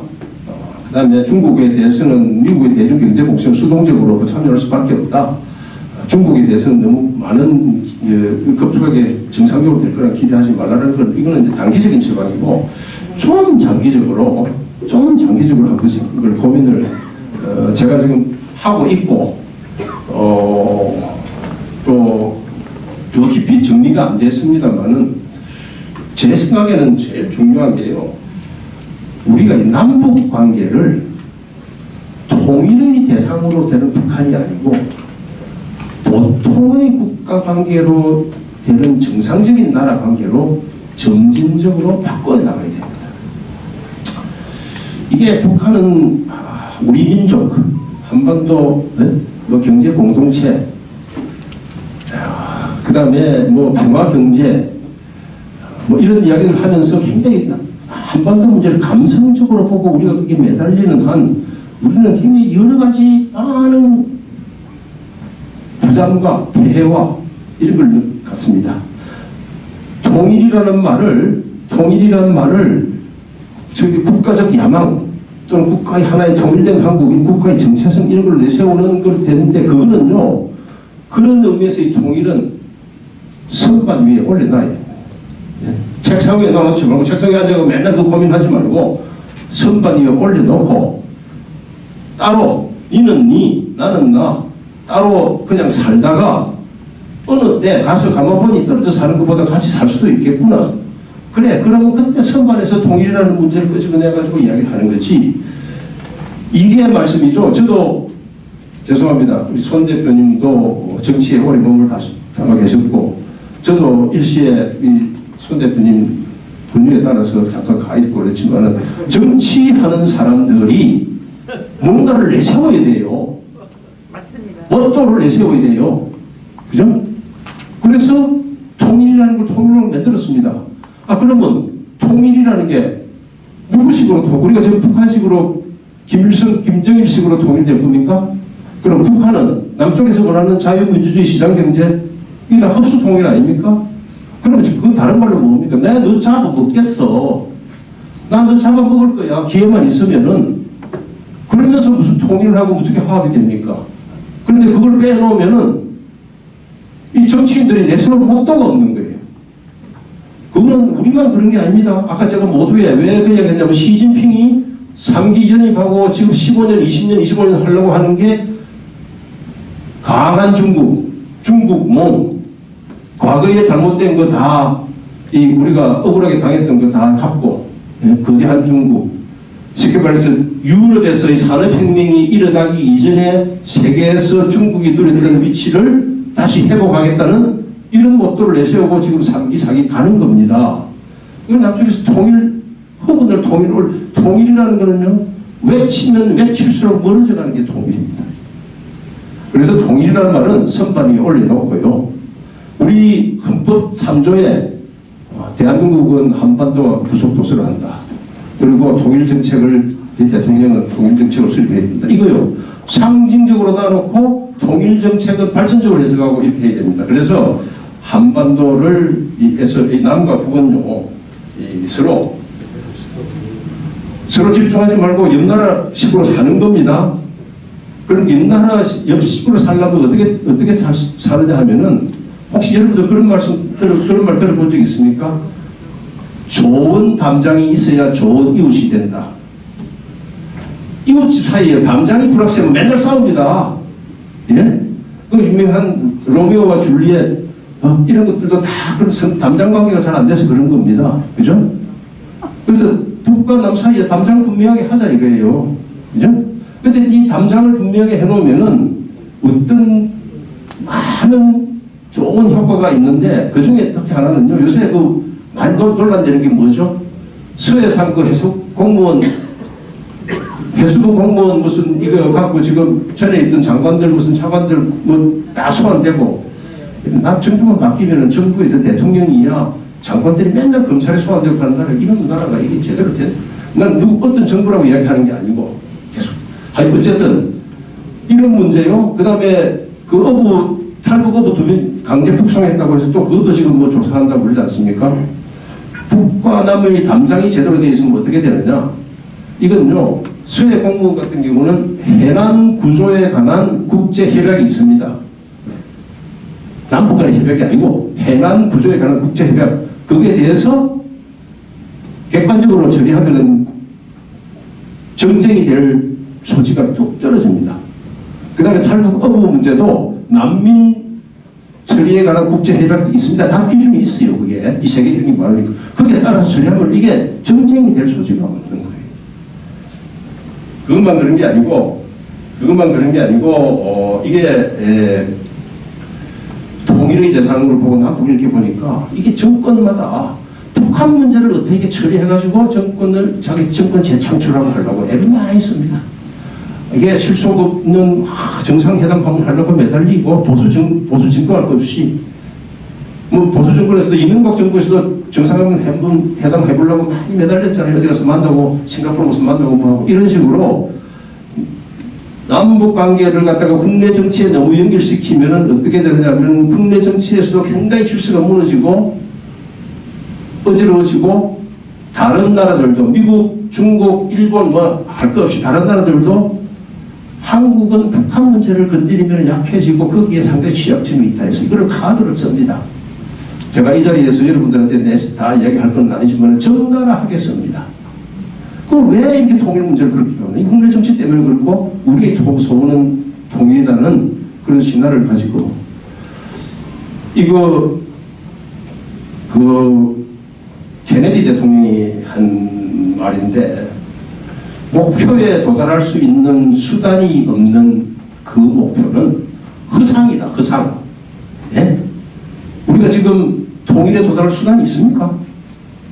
미국과 중국이 저렇게 서로 6.25 전쟁 때 어떻게 됐습니까? 2차 대전 후에 세계 최강국, 독보적인 강국 미국이고 막 나라를 수립한 1949년에 중화인민공화국이 생겼잖아요. 1년밖에 안 됐는데 중국하고 서로의 한반도에서의 지정학적 관계이기 때문에 붙어서 결국 못했잖아요. 통일 못했잖아요. 그죠? 그러니까 그 다음에 저기 갔는데 그 당시 우리 제 선배 장관이죠. 오래 선배 변영태 외교장관이 제네바에서 정치협상으로 한반도 문제 풀자고 하라고 하니까 못하겠다. 너는 필요 없다. 이래 뭐라고 그랬냐 해서 변영태 장관이 아니 3년간 전쟁을 하고 수백만이 죽고도 해결 안 된 걸 가지고 협상 테이블에 앉아서 정치적으로 해결하자고? 그 웃기는 소리다 이거지. 안 그렇습니까? 네? 그래서 지금 도달할 수 없는 목표를 갖고 그걸 갖고 흔들어대면서 통일을 위해서 내가 뭘 한다고 이러는 거는 깊이 다시 생각이 든다. 그러나 어느 날 갑자기 우리 통일 안 한다 이렇게 할 상황은 아닌 겁니다. 통일은 우리가 지향의 목표였지만 선반이 올려놓고 좀 더 냉철한 국가 남은 별도의 국가로 살면서 이렇게 해야 된다. 근데 그렇게 이제 하려고 그러면은 자 그럼 이런 질문이 나올 거예요. 아니 북한이 말이야 지금 지가 먹고 살기 힘들다고 행복이 힘들고 미사일 쏘고 이러는데 응? 어떻게 따로 그냥 잘 살 수 있어? 응? 그러면 맨날 이렇게 흔들릴 텐데 그런데 이제 이런 데는 하나의 이런 걸 다 해당할 때는 하나의 수단을 가지고 다 할 수 없고 몇 가지 수단을 같이 동원을 같이 해야 되는 겁니다. 우선은 지금 하고 있는 미국과 한미 동맹 이걸 하면서 뭐 흔히 우리 확장 억제라는 말을 쓰는데 확장 억제라는 말은 뭐 쉽게 말하면 핵우산입니다.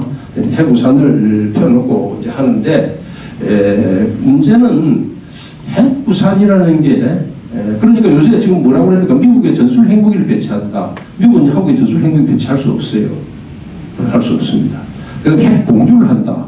핵 공유는 뭐냐면 미국이 갖고 있는 핵폭탄을 한국 전투기에도 같이 실어가지고 같이 때린다. 그러나 그걸 실어가지고 때리고 하는 건 전부 다 미국이 키를 갖고 있기 때문에 나는 포탄밖에 안 되는 겁니다. 운반산, 운반책.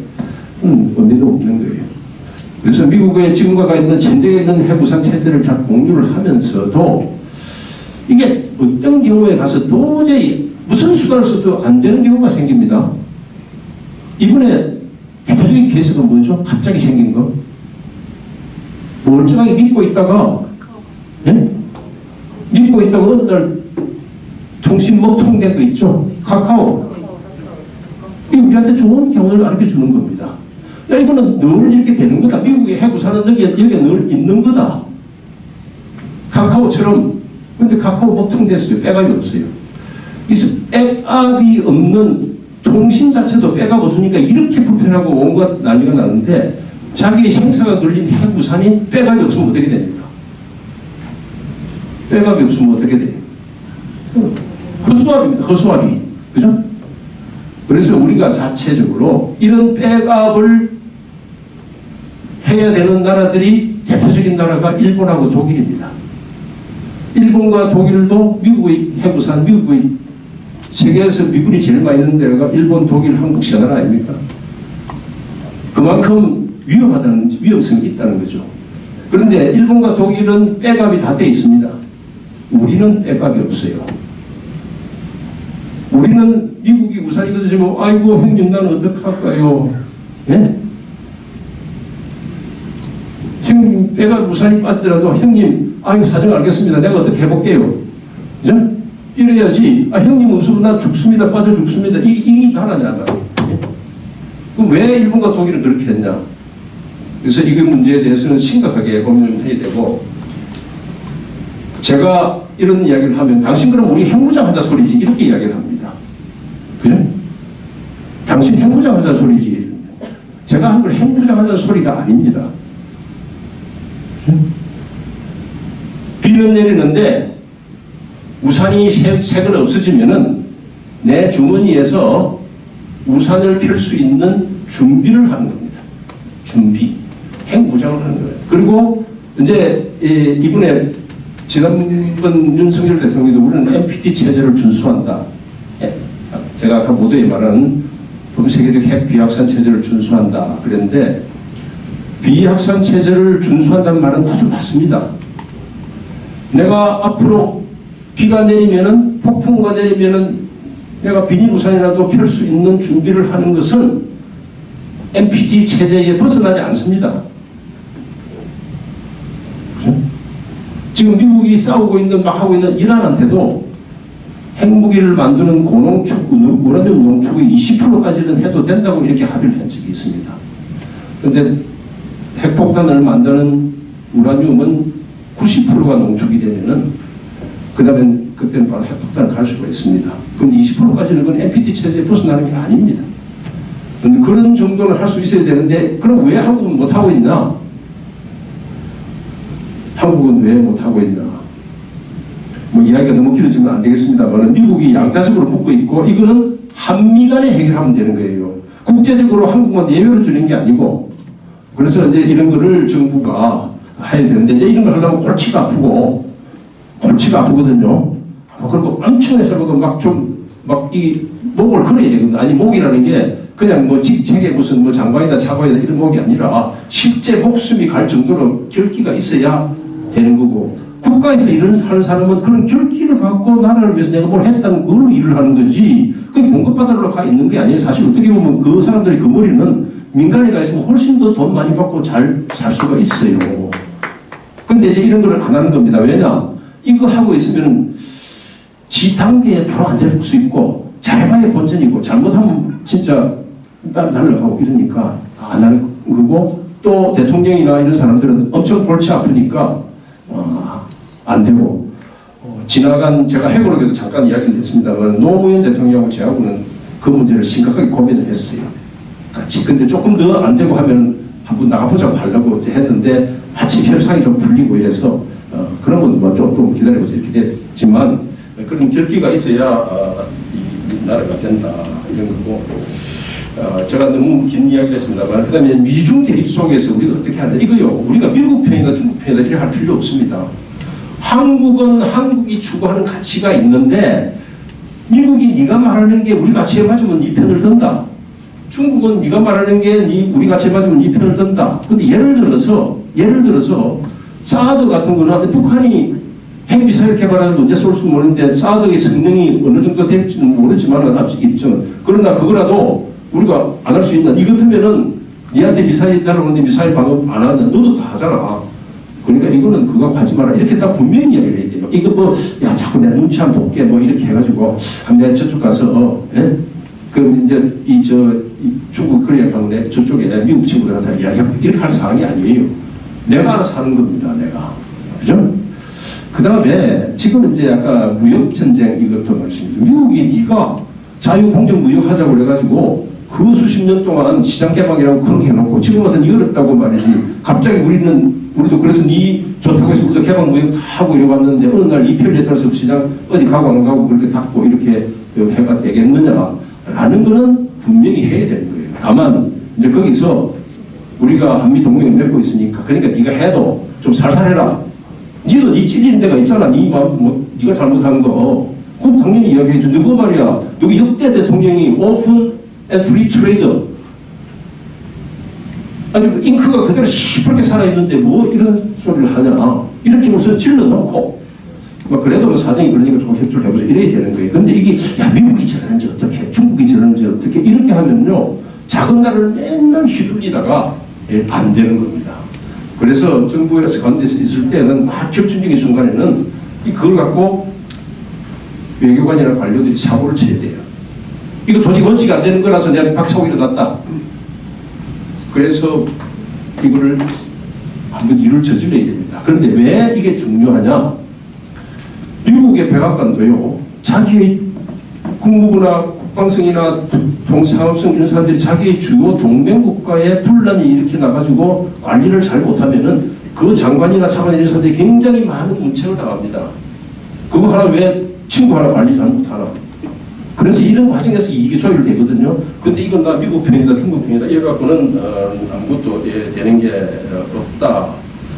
이런 말씀을 드리고, 일본 이제 이야기를 많이 하는데, 우리 일본 하중은, 일본은요, 이거 일본 문제라는 게 지금 우리가 임진왜란까지 갈 건 없지만은, 이게 민비 시해 사건부터 시작해서 한 120년이 됐잖아. 120년 동안 묻고 있는 이걸 갖다가 어느 날 갑자기 한 번에 해결될 수가 없는 겁니다. 이거는 긴 시간 같이 살면서 하는 겁니다. 그래서 안보나 경제나 이런 거는 훈련이나 뭐 이런 거는 뭐 필요에 따라서 하는 거고, 역사 문제는 단번에 해결될 수 없다는 시각하에서, 기본적인 시각하에서 봐야지, 이거 내 정권한테 한 건 해가 처리해야지, 이렇게 안 되는 겁니다. 문재인 정부 때 이전에 박근혜 정부 때 위안부 합의, 예? 그 다음에 문재인 정부 때 나와가지고 지금 강제징용공 대법관 한 사람 내가 생긴 이 일, 그 다음에 지금 정부에 와서 여기서도 이걸 갖다가 어떤 경우를 뭐라고 하더라? 그랜드 바겐, 여러분 그랜드 바겐 뭡니까? 그랜드 바겐이라는 게. 백화점 가면 바겐 세일 하기는 하는데, 그랜드 바겐이라는 거는 네가 필요한 카드 다 올리고 내가 올린 카드 다 올리갖고 그것을 딱딱 섞어가지고 다 바꾸자. 이게 그랜드 바겐입니다. 근데 120년 아니면 길게는 그보다 더 올라가는 한일 관계 문제를 어떻게 그랜드 바겐? 이거는 시간과 함께 묶여가면서 해결해야 되고, 내 정부에서는 악화시키지 않고 관리하고, 그 다음에는 5년 후에는 내 다음 정부가 오면은 또 거기서 또 관리시키고, 이렇게 가는 이런 거를 해야 되고, 우리가 지금 막 급하게 하려고 그러면요, 과거에는 이게 어떻게 됐습니까? 과거에는 일본이 늘 대담장에 앉으면 우리한테 일단 좀 미안한 마음을 표시를 했습니다. 과거에 잘못한 거. 그런데 어느 날부터 말이죠, 지난 한 10년 사이에 이제 일본이 큰 소리 치게 됐고, 이제는 거꾸로 내가 우리가 막 쫓아가가지고 막 매달리는 사정이 됐어요. 그래? 야, 이게 무슨 도대체 대명천재 이런 일이 생기냐고요.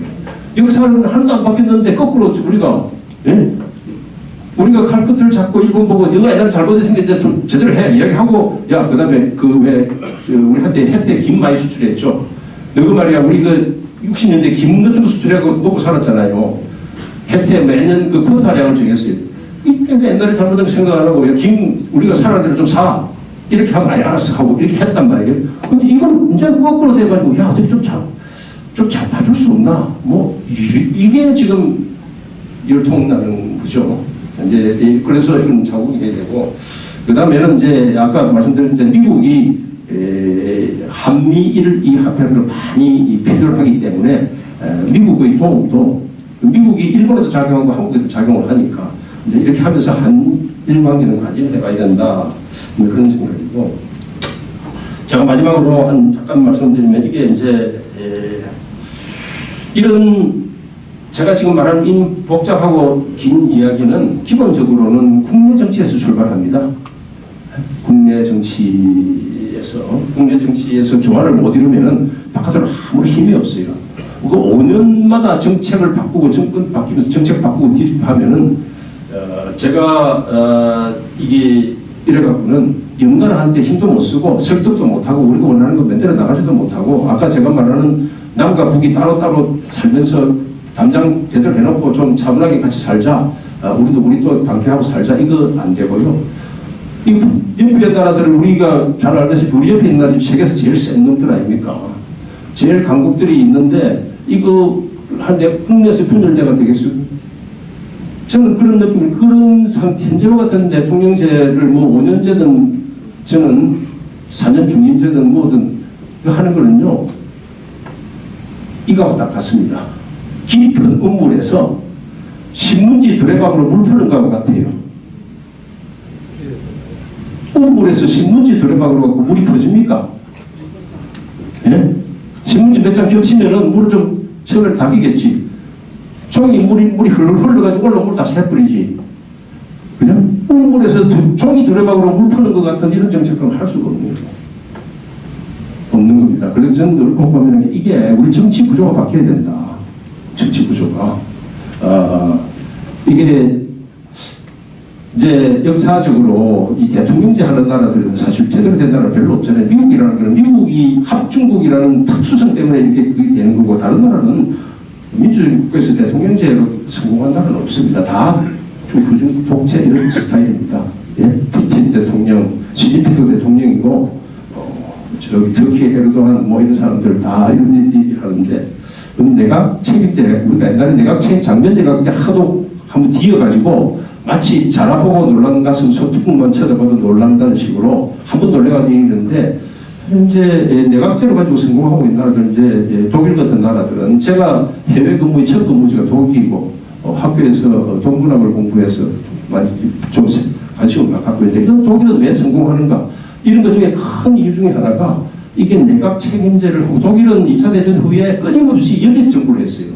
늘 1당하고 3당이 하다거나 1당하고 3당, 4당이 하거나 뭐 이런 식으로 연립 정부를 하는데, 연립 정부를 하면은 이게 뭐 아무 되는 게 없다 이렇게 된다고 그러지만, 이게 결정은 느리고 시행은 느리더라도요, 하는 방향에 가면 그게 지속적으로 가기 때문에 훨씬 더 효율적입니다. 도로에 업하다가 이쪽 방향으로 동쪽으로 하지, 빠른 속도로 10km 가다가 보니까 이게 아니네, 서쪽으로 다시 10km 가면 효율성은 제로잖아요. 제로가 아니고 마이너스잖아요. 느리게 가더라도 서쪽으로 갈 것 같았으면은 서쪽으로 1km 이렇게 차곡차곡 가는 게 맞는 거죠. 그래서 저는 그게 내각 책임제로 이렇게 가야 되는 거 아이가, 이런 생각이 듭니다. 너무 장황하게 말씀을 드렸습니다만은 여기서 일단 끝을 내겠고요. 저기 어디 가면은 질문을 받지 않는 연설은 연설이 아니라고 했어요. 네. 질문을 받지 않는, 안 받으시고, 근데 보면 자기 할 말 다 하고 나가버립니다. 우리 오재세 의원님 여기 계십니다만은 지역구에 가서는 안 하죠. 지역구에 가서 지금 밖에 정한데 가면 어디 가서 하라고 그러면은, 어느 의원님 오셨습니다. 뭐라고 딱 자기 말하고 탁 떠나버리는데, 그런 사정은 아니고, 혹시 제가 이야기 말씀드린 것 중에서, 아니 당신 생각 그거 말이야, 옳은 거는 된 게 없어요. 근데 당신 생각 그거 보니까 그건 좀 말도 안 되는 소리 같다. 그런 이야기가 있으면 듣고 싶습니다. 예, 우선 좋은 강연해 주신 장관님께 박수로 우선. 네, 장관님. 합의 잘 들었습니다. 감사합니다. 그런데 저희 오늘 아침에 신문에 미국 대사가 전략핵이든 전술핵이든 한국에서의 핵은 핵 억지 이외에는 없다 라고 얘기를 하는 것을 봤거든요. 오늘 장관님 말씀 정말 감동스러운 말씀을 들었는데, 그러니까 20%가 이러면 자율적으로 할 수 있다고 말씀하신 것 같습니다. 네. 그럼 그 방법을 어떻게 할 수 있습니까?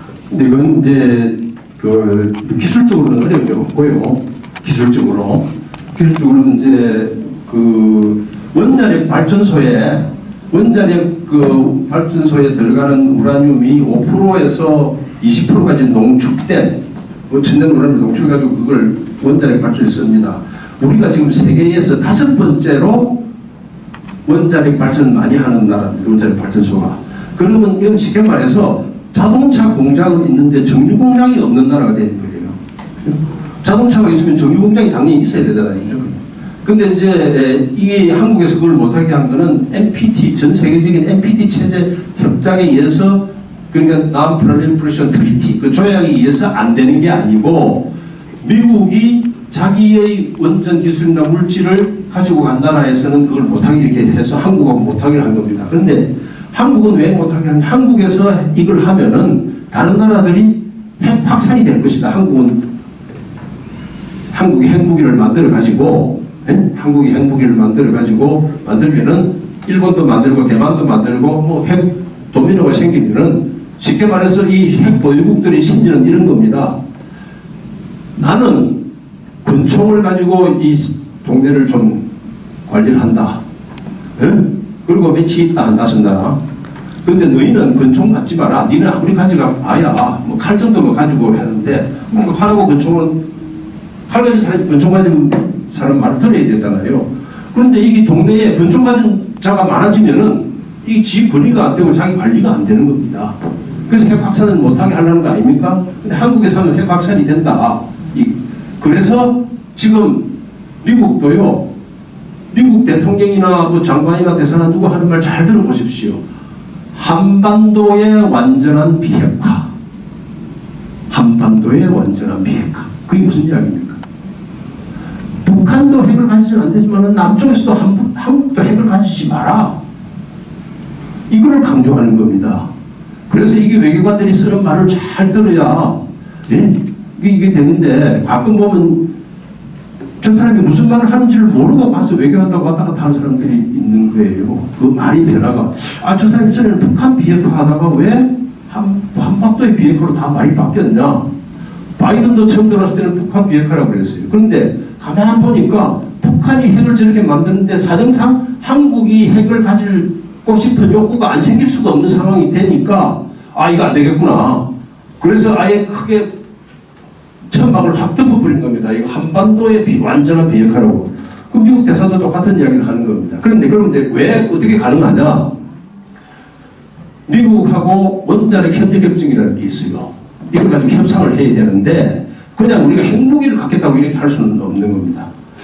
어떻게 하느냐 하면은 이 핵 우라늄 농축을, 원전용 우라늄 농축을 하면은 이거는 세계 원자력 협력 기구는 IAEA의 철저한 감시를 받습니다.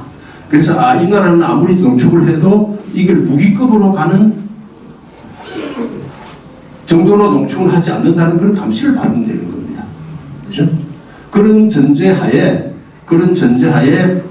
미국하고 좀 아주 전략적인 협상을 해야 되는 이런 문제이죠.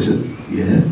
근데 그러면 이거 핵무기도 못 만드는데 그거만 해가지고 그럼 원전용 쓰는 거는 석유 정유 수입해오듯이 기름 수입해오듯이 수입해가 쓰면 되지 뭐 굳이 꼭 정유 공장 위험하다 그러는데 말로 만들려고 그러냐 이렇게 되겠지만은 제가 말하는 건 유사시에 그죠? 우리를 덮어쓰고 있는 핵우산이 빵꾸가 나가지고 내가 죽겠다 되면은 그때는 비상대책이 있어야 되잖아요. 그죠? 그때 아무 비상대책도 없이 내만 난 어떡하지? 이래서는 안 된다 라는 거고, 또 하나는 우리가 미국의 우산 하에 있는 건 안전하고 좋지만 또 한편으로는 그 우산에 대한 대가를 많이 치릅니다. 그죠? 미국의 핵우산 대가라는 건 보이는 거 보이지 않는 거 많이 치른 겁니다. 그런데 미국과의 동맹을 대가 없이 동맹을 유지할 수는 없지만은 그것이 우리가 감당해서는 안 될 과도한 대가는 되지 않도록 맞추는 것이 그게 국가가 할 일이고요. 외교라는 거는요, 국가가 선택할 수 있는 선택폭을 하나라도 덜 넓히는 것이 그게 외교의 첫 번째 덕목입니다.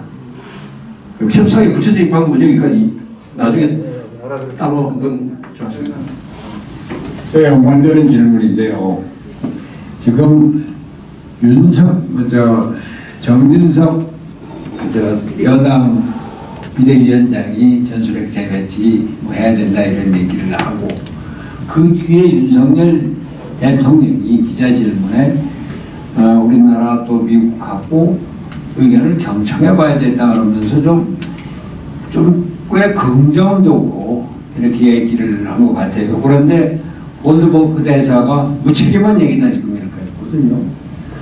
저는 윤석열 대통령이 좀 고려해보겠다라고 하는 정도로 발언을 한 것이 정말로 좀 긍정적인 검토를 한 것인지 아니면은 그것도 외교적인 실패인지. 그러니까 윤석열 대통령이 우리 좀 검토해보겠다 그러는데 미국 대사가 책임만 얘기다, 전술재배치가 없다 이렇게 얘기를 하지 않습니까? 그게 왜 그렇게 된 겁니까? 근데 대표님, 저는 그 발언들이 오늘 아침까지 나오는 게 이런 걸 보고 이제 정부에서 안에서 그런 문제를 다 했던 사람은 그걸 상황을 한번 현장에 대입을 한번 시켜보지 않습니까? 근데 정진석 그 당대표가요 지금, 정진석 씨가 이야기한 거는 좀 무책임하게 그냥 막 이야기를 그렇게 하는 그게 아니고, 왜냐하면은 바이든이 계속 한반도의 완전한 비핵화를 계속 이야기를 하고 있는데 물밑에 협상 없이 그냥 당대표 이렇게 하니까 윤석열 대통령은 자기 당대표인데 그 쓸데없는 소리 하지마 이렇게 얘기를 할 수는 없으니까 윤석열 대표의 말의 그 내용을 보면은 여러 가지 의견을 경청을 해보겠다. 여기에 방점을 둔 거는 그거는 정진석 대표의 말에 동의하는 것은 아니다. 그렇지만 그걸 바로 깔아뭉갤 수는 없으니까 그것도 잘못하면 요새 말하는 내부 총진 되니까 그런 뜻에서 윤석열 대통령이 그거를 조금 이렇게 비껴가고 그런 감이 조성이 됐으니까 주한미국 대사가 한국 정부 사이에 이거는 전술핵무기를 배치하는 건 아니라는 것을 같이 이제 라인을 맞춘 거죠. 하나씩 단스텝씩 옮겨가지고 그래서 전술핵무기는 배치할 사정이 아니다. 전술핵무기를 배치한다는 것은 한반도 비핵화 이거 말하고 정면으로 배치되거든요. 그래서 이제 저는 이거를 보고 어떤 걸 느끼냐면은 저도 이제 우연히도 제가 청와대에서 김영삼, 김대중, 노무현 대통령 세 분을 이래저래 가깝게도 모시고 좀 그래도 이랬는데 청와대나 외교부나 이런 데서요 국회 정치인들, 여야 정치인들한테 그 돌아가는 사정, 이 실태를 좀 자꾸 내부적으로 브리핑을 해서 이 중구난방, 그 여당 야당 할 것 없이 중구난방식이 안 돼.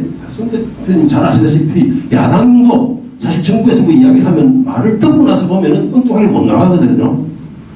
우리말로 그 쌩간다고 그러나요? 그죠? 쌩간다고 시체말로. 요새 뭐 비속어 쓴다고 하는데 쌩간다는 건 비속어는 아니죠.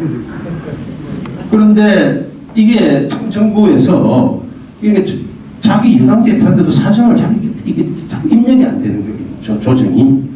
그러니까 야당인들 더 안 될 거 아닙니까? 그래서 정부가 일종의 스테이트 크라프트라고 그러잖아요. 국가를 운영하는 기술. 이거를 몸에 조금 더 배이게 해야 되겠다. 저는 한 연말 정도까지는 뭔가 좀 개선의 신호가 좀 나왔으면 좋겠다. 정부를 누가 운영하고 있든 간에 일단 5년 맡았으면 5년을 안정적으로 좀 관리를 하고 하고 그다음 심판받고 이래야 되는데 이게 너무 불안하게 되고 그러면 잘 아시다시피 지난번에 미국 가서 무슨 XX 이야기 있잖아요. 그런 거를 뭐 다들 다 아시겠지만은 이거를 그냥 바로 이야기하면 됩니다. 그죠? 바로 미국 사람들도요 그 자리에 앉아서 F워드, 예? S워드 그걸 말해요. F워드. F하고 XXX, 예? 그 다음에 SOB, 사노비치라고 이런 것들, 무슨 또 등등 많아요. 우리가 쓰는 말하고 비슷한 겁니다. 이 선이 쓰는 말들. 그런 거 뭘 대통령이고 장관이고 말이죠. 하고 기분 나쁘면 다 이야기해요. 그러나 그걸 가지고 마이크를 대놓고 이렇게 해서는 모르지만은 지나가는 말로 우리는 쌍시엇 이런 이야기 하잖아요.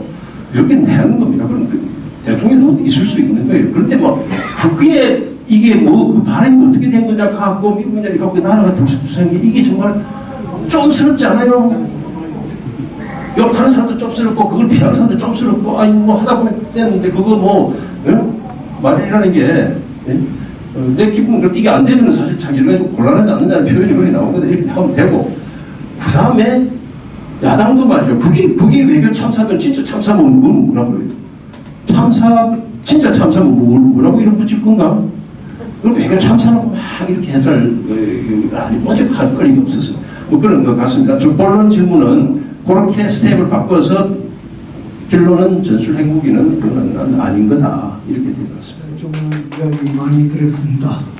저는 다름이 아니고 지금 핵확산 금지 조약 IAEA 그것을 배치할 수 있는 그런 방안을 만들 수 있는 방법이 없나 이것을 항의하겠는데요. 핵을 가지고 있는 모든 나라들이 그걸 선제 핵을 터뜨리는 순간 자동으로 모든 나라들이 핵을 가지고 있는 나라들이 그 선제 핵을 터뜨린 나라에 자동 발사되도록 그렇게 만드는 그런 조약을 새롭게 만들면 핵이 절대 확산이 되지 않을 것이나 이런 생각을 해봅니다. 핵이 자꾸 이제 핵이라는 게 딱 한 번밖에 안 써봤지만은 히로시마 나가사키에서 얼마나 그 위력이냐면 사실 핵무기라는 재래무기를 아무리 해봐야요 핵무기하고는 게임이 안 되는 겁니다. TNT를 무슨 뭐 아무리 갖다 치려도 그건 안 되는 겁니다. 그건 절대 무기 때문에 위협을 느끼는 건 아시는데 지금 말씀한 그런 거를 이미 이 핵을 가진 나라들은 이미 선언을 다 하고 있어요. 핵 국가가 핵을 가진 나라가 핵을 가지지 않는 나라에 대해서 먼저 핵을 자기나 동맹국에 대해서 핵을 사용하면은 상대방에 대해서 핵으로 보복한다. 그리고 문제 쓰지 않는 한 나도 핵을 쓰지 않는다. 그래서 영어로 그거는 NSA라고 그래요. 네거티브 전문적 네거티브 시큐리티 어슈런스라고 해서 그렇게 되기 때문에 지금 말씀하시는 그런 거를 준하는 이제 안전 장치가 대대에 있는데 문제는 그게 한번 써버리고 나면은 쓰고 난 다음에 말은 우리 근데 실제 저거하고 같은 겁니다. 우리 약속음 그죠? 약속음 끊는 거 아니에요. 국제적인 합의는 약속음이거든요. 약속음인데 그 은행에서 보증을 해줘야 그 보증수표가 되잖아요. 근데 이게 공수표가 될 수가 있다. 아까 제가 스스로 뭘 해야 된다는 게 약속음이 이행이 안 될 경우에 대비가 돼 있어야 그 회사가 부도가 안 나지. 그 약속은 반드시 지금 결제될 거다 하고 돈 빌려가 썼는데 결제 안 되면 부도 나고 날아가 버리잖아요. 회사는 날아가 버리지만 나라 자체가 날아가 버리겠네. 이래서 제가 하는 거고 국제적으로 전체 만약에 핵을 가진 나라가 핵 안 가진 나라를 공격하면은 핵을 가진 모든 나라가 그 나라를 완전히 초토화시킨다 이렇게 합의가 될 정도면은 제가 처음에 말한 세계 질서가 증거하지 안 되는 거잖아요. 세계 질서가 무너졌어요. 그래서 개별적으로 장치를 해야 되는 겁니다. 오늘 해주신 여러분 감사드리고 또 오늘 열강해 주신 송민순 장관님께 다시 한번 큰 박수로